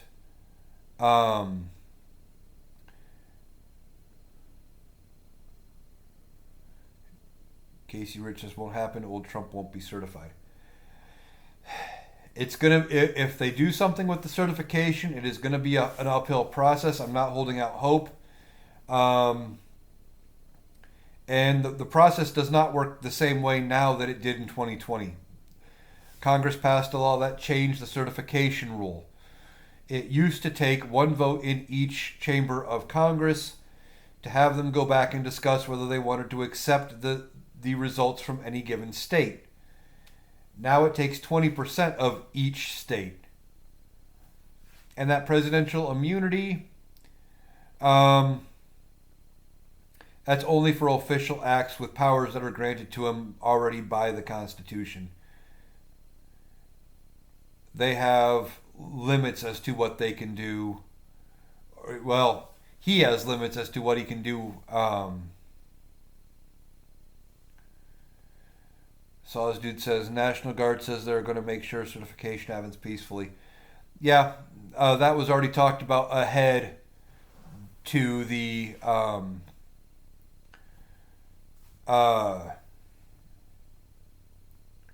ahead of even the election, that they were going to make sure that another January 6th didn't happen. Can you imagine Trump during press briefings? He probably won't have them. Probably just won't. They're going to be infrequent. He'll be doing his rambling bit, and the minute they get hard questions, he'll start revoking press passes. They start asking questions he doesn't like, making him look bad. He could ask for that network to not be allowed in, things like that. Can he pardon himself? He doesn't know. We don't know if he can. We don't know if he can pardon himself. It's never been done. By all accounts, the presidential pardon power is absolute. And no,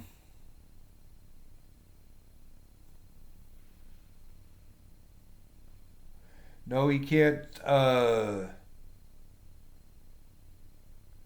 No, he can't pardon himself for the state case.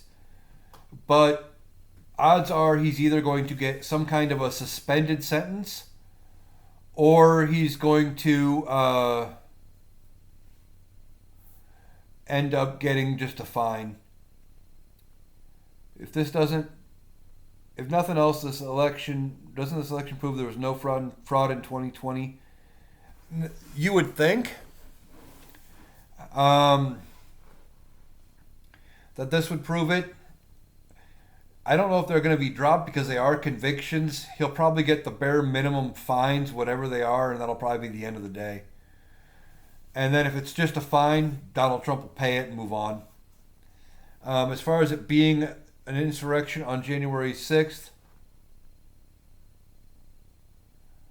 um, yeah, this proves pretty much everything. Because if you're saying that 2020 was stolen, you're telling me that they couldn't do it a second time? I mean, everything happened the first time in 2020, and you're telling me they couldn't do it a second time? Yeah.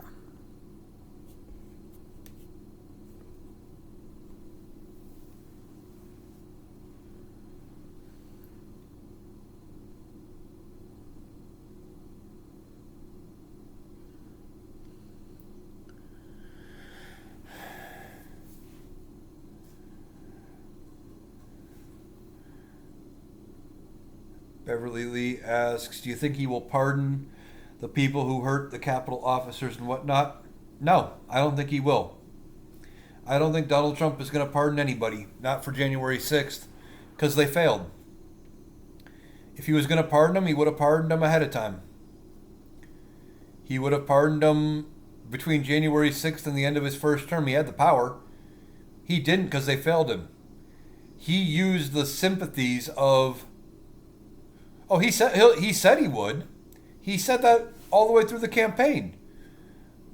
Because he wanted his voters to think that these people were political prisoners because they were Trump supporters. But he'll say anything to get people to vote for him or to like him. Doesn't mean he's going to do it.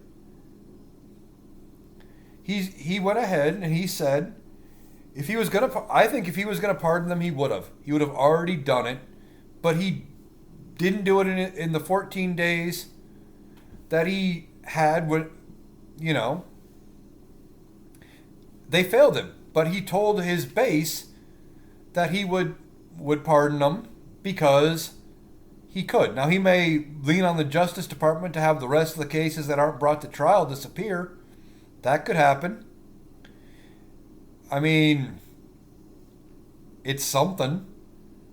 But he might do nothing. Thing is, he doesn't have to keep a single one of his promises. He could do nothing anymore because he doesn't have to answer to his voters anymore. He doesn't have to run for another election. He's term limited out. He can't run in 2028. He got what he wanted, and I don't even think he wanted to be president. I think part of the reason he's been so quiet is he's quiet because he ran to stay out of prison with his other charges. He was fully expecting to lose. That's why he was running such a shitty campaign. He was trying to lose.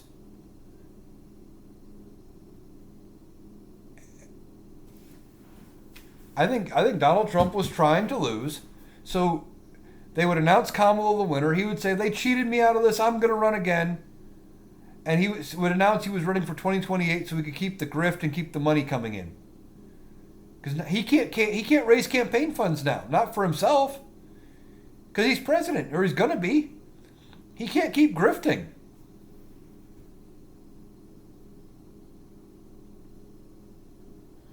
He can't keep that up. A lot of people have been pointing to that. Oh, I'm sure he still is.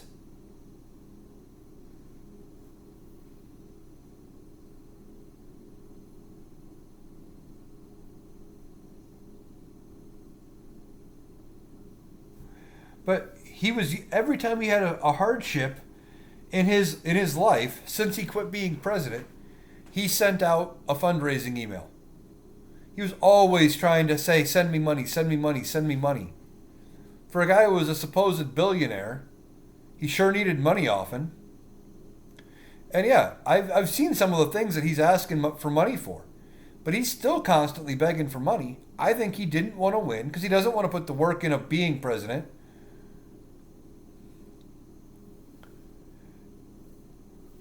He did rallies every now and then during his 2016 term because he was running for re-election.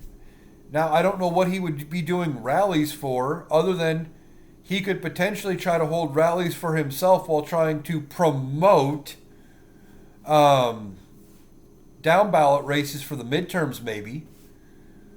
But it was all about raising the money. I think he fell ass backwards into the presidency in 2016. He didn't want to be president then, too.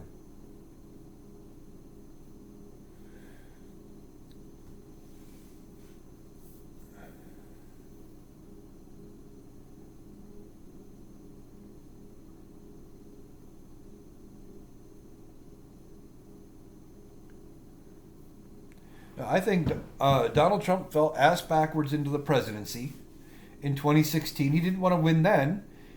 He was told, "Hey, maybe you should run. You can rate candidates get donations. They raise millions of dollars. You can get a whole bunch of money. Drop out when you don't win." Do I remember the Goya beans in the White House thing? No, I don't. I don't remember what that was about.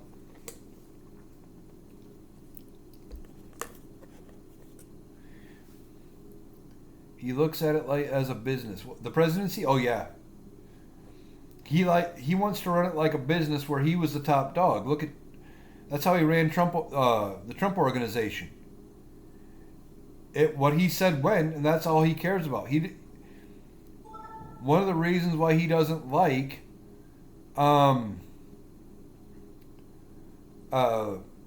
being president is he doesn't have all the power.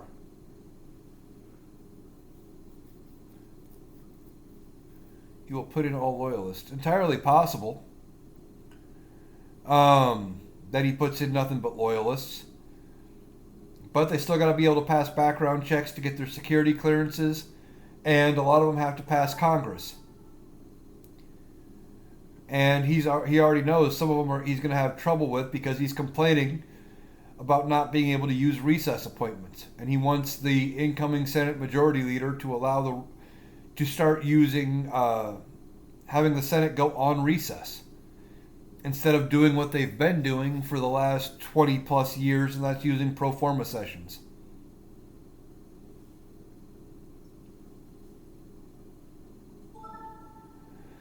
A big chunk of Project 2025 still takes Congress. I mean, it's scary at what they want to do, but they don't have the majorities in Congress to pass a whole bunch of it. The filibuster's going to hold. They got a very thin margin in the House. They have, they're going to be fighting amongst themselves, so they're not going to be able to get stuff through Congress. They can't pass constitutional amendments because they don't hold majorities in 38 states that would be required to pass amendments. Yeah, there are guardrails. First of all, he's going to come in with the fewest judicial appointments available to any incoming president ever. So the court system is going to hold. Even some of his own appointed judges have turned away things he has tried to do. The courts are going to have to hold. The filibuster is going to be holding in the Senate. Republicans aren't going to want to get rid of the filibuster. For the same reason the Democrats don't want to get rid of the filibuster. They're always worried about being the minority party. Always. And they have a race to run in 2 years.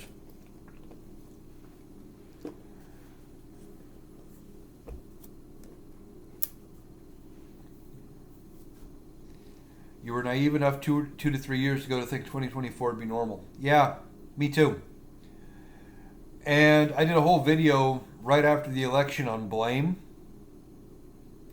And there's a long list of people to blame. And you can start with, as far as blaming some Republican, like, if you want to watch the video, go watch the video. I don't remember my entire list. But 2 to 3 years ago, if they wouldn't have gone back to Mar-a-Lago and Kevin McCarthy wouldn't have gone back to Mar-a-Lago, went down, kissed his ring after he was out of office and said, we need you to lead the party again, and brought him back into the fold, he'd still be playing golf every day. He'd be retired. He'd be a former president. He wouldn't be running now. But they brought him back into the fold, and then he started getting these charges. Well, if Merrick Garland would have done his damn job and not held back the investigation for 2 years, these cases would have been wrapped up by now, and Donald Trump would have faced accountability already. He wouldn't even been eligible at this point. They would have already been dealt with and done. But Merrick Garland sat on his hands for 2 years because he didn't want to appear political by actually investigating the information that he had very publicly access to for January 6th and anything surrounding it. He could have appointed Jack Smith March of 2021. And he waited until what I don't even remember. Sometime in, was it 23? Waited almost 2 years to do something with that. He could have done any of it early. Chose not to. And then the Republicans bring him back into the fold. Hell, lay the blame at the feet of Mitch McConnell. Because he was impeached for January 6th at the very end of his term. If they would have voted to convict, he wouldn't have been eligible to run in this term either. But Mitch McConnell said, well, we don't, he's a private citizen now. His term's up, so we shouldn't convict him. We'll let the criminal justice system deal with him, and they'll get him. They'll handle it. It's not a political matter at this point.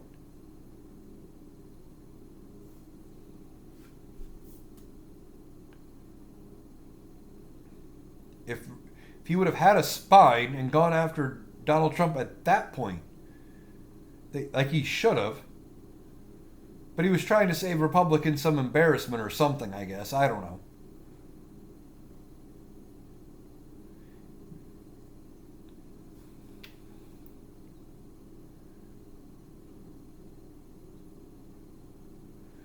TikTok rabbit hole is deep. Yeah. If any of it comes to light, any of it happens, problem is those prosecutions, they take weeks, months, years. I mean, look at Donald Trump. He's the king of dragging court cases out forever. He drug everything out so that we ended up having, now his cases are going to get dismissed because he delayed them. I don't know how if there is any proof there, if there is something that happened, I hope they can do something with it. I just don't want to hang my hat on hope of something that might happen and end up sounding like a Trump supporter in 2020. That, there's definitely something there. I feel it. I know. I just know with no proof. But if there is proof, I would love to see it. And if there is proof, I'd be talking about it.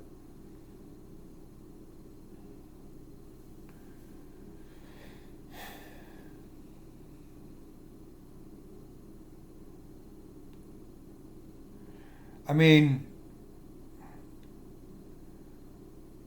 if something does happen and Kamala Harris does somehow win a recount, prove there was something, and ends up coming back and winning this thing, the party and the celebration that will happen on January 20th would be amazing. I would love to be part of it.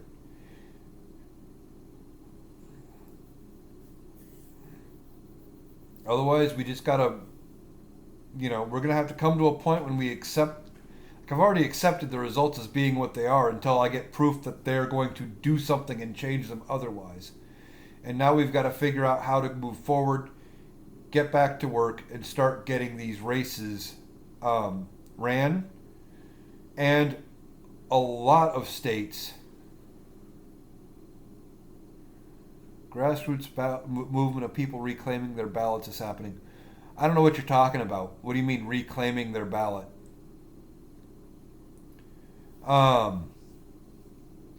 But Democrats need to look at some of these states and, start running candidates in these states. And you're going to say, well, it's a waste of money, waste of time. But when they're running unopposed, what's the difference? Might as well at least try. Might as well try to do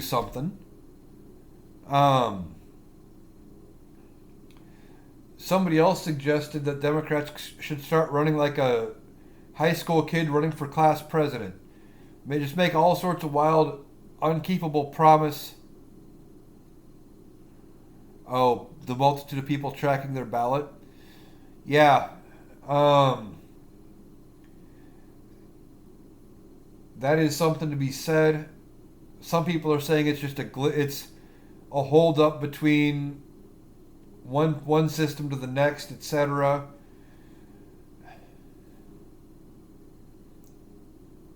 I don't know what to make of any of that. Like,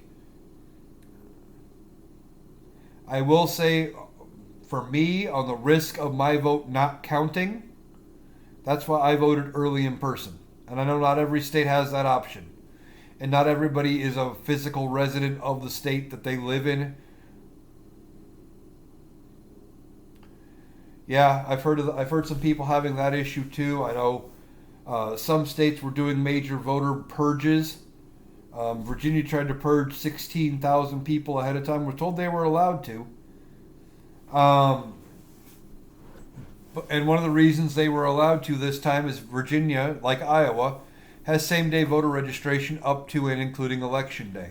So if you did show up to vote and you weren't registered, you could still vote in person just by registering that day.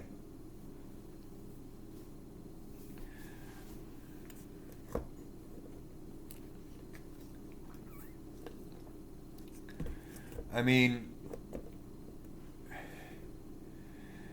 I think the amount of grassroots efforts of people doing stuff like this is only going to increase going into the next 2 years. I hope it doesn't decrease. I hope it doesn't, affect registration, turnout, etc. I mean, I saw videos of people saying they got up election day, got on a plane, flew back to their home state to make sure their ballot counted. Other people driving, 24 hours round trip, counting the time it took them to vote on election day to make sure their vote counted in their state because they didn't get their absentee in time. Things like that. And I hope that enthusiasm continues into the midterms.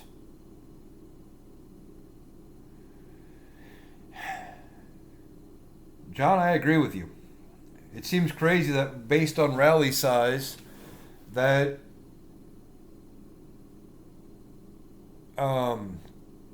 that she lost. And I don't like going on rally size because Donald Trump did that in 2020. Joe Biden was doing the right thing and not holding rallies. And I know these are two entirely different scenarios because he was doing the right thing by not holding rallies because of not wanting to spread a disease. But Donald Trump kept saying, look at how full my rallies are. Look at how full my rallies are. I was going by fundraising.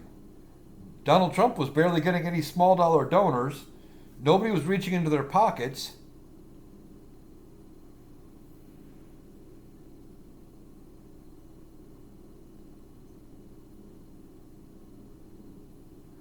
And, donating to the Trump campaign.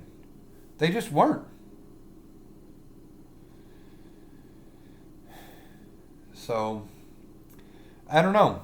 If something comes of it, I mean, he didn't need the small dollar donors when he had somebody like Musk donating. But my point about the fundraising is, I said all along I didn't trust the polls. I didn't think the polls were anywhere close to right because they weren't matching what we were seeing in fundraising.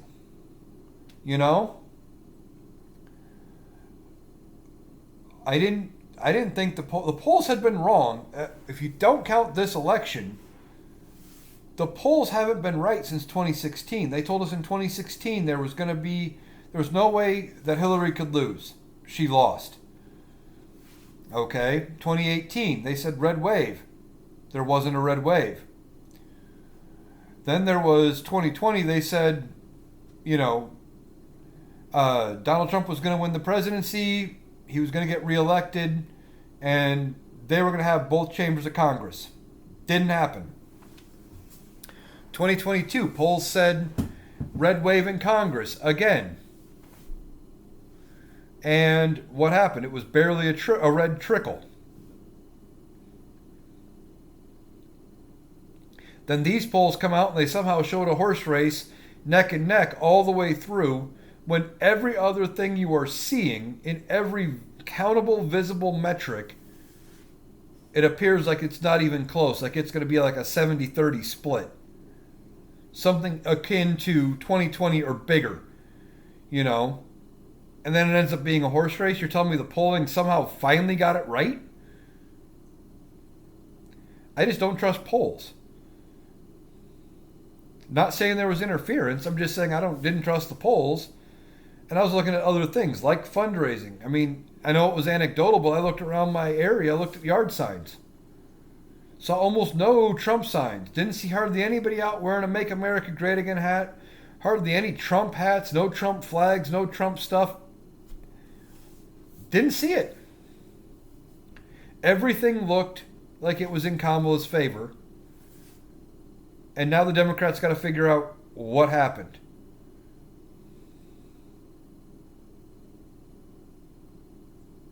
Yeah. I don't know. I'm hoping the truth comes out somewhere. But I'm also preparing for what could be the Trump presidency. At this point, it looks like it will be. And then we got to figure out what we need to do to get to work to do the rest of it. You know, like I said, we got to figure out the midterms. Democrats need to retake House and Senate to help block what we can. And after 2 years, use the guardrails we have now.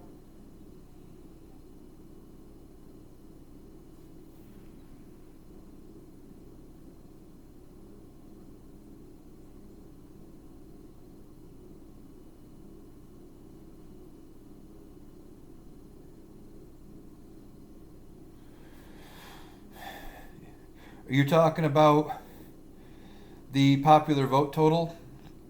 Yeah, I was watching some of the results. I guess I didn't pay attention close enough to see if she was ever in the lead in the popular vote.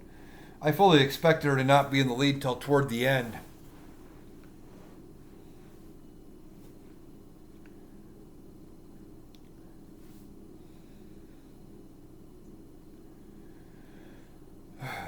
But we just got to figure out where we didn't appeal to the voters. Like I've said numerous times in this live. Oh, electoral never moved to her side.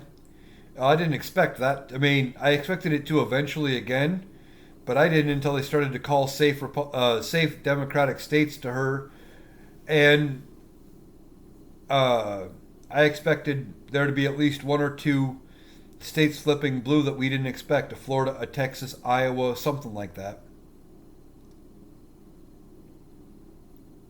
Probably going to be wrapping this up here soon. I've already been going a little over 2 hours now.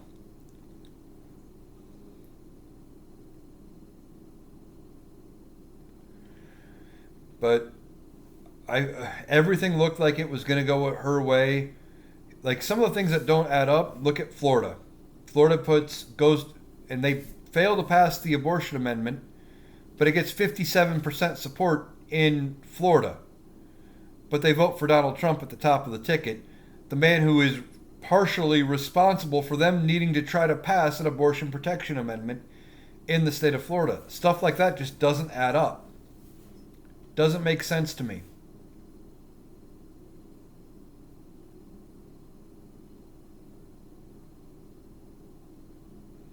Same with Missouri. Missouri passes an abortion protection amendment, and they still don't vote for Kamala Harris. And people like Josh Hawley get reelected. It just doesn't. How people vote like that doesn't make any sense to me.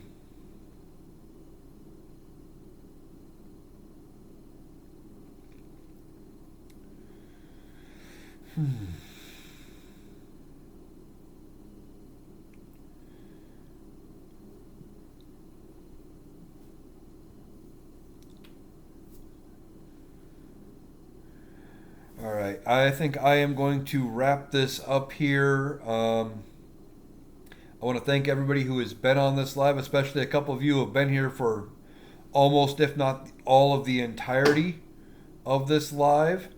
If you didn't catch only part of it and you want to catch the rest, it will be up over on my YouTube page. I am Analytical Iowan on YouTube. I have all my TikToks. I have all my lives up there, or most of my TikToks, all my lives. And I also have a list of government answers over there. If I start seeing a lot of questions about how things work, or if I just want to explain something about how a process works, I've done a few videos there explaining how that all goes and just try to break it down that way. So if you want to check those out, that's also on my YouTube page. Like I said, Analytical Iowan on YouTube as well. Thank you guys for joining me, and I'll be doing these again, um, you know, as we go. Thanks.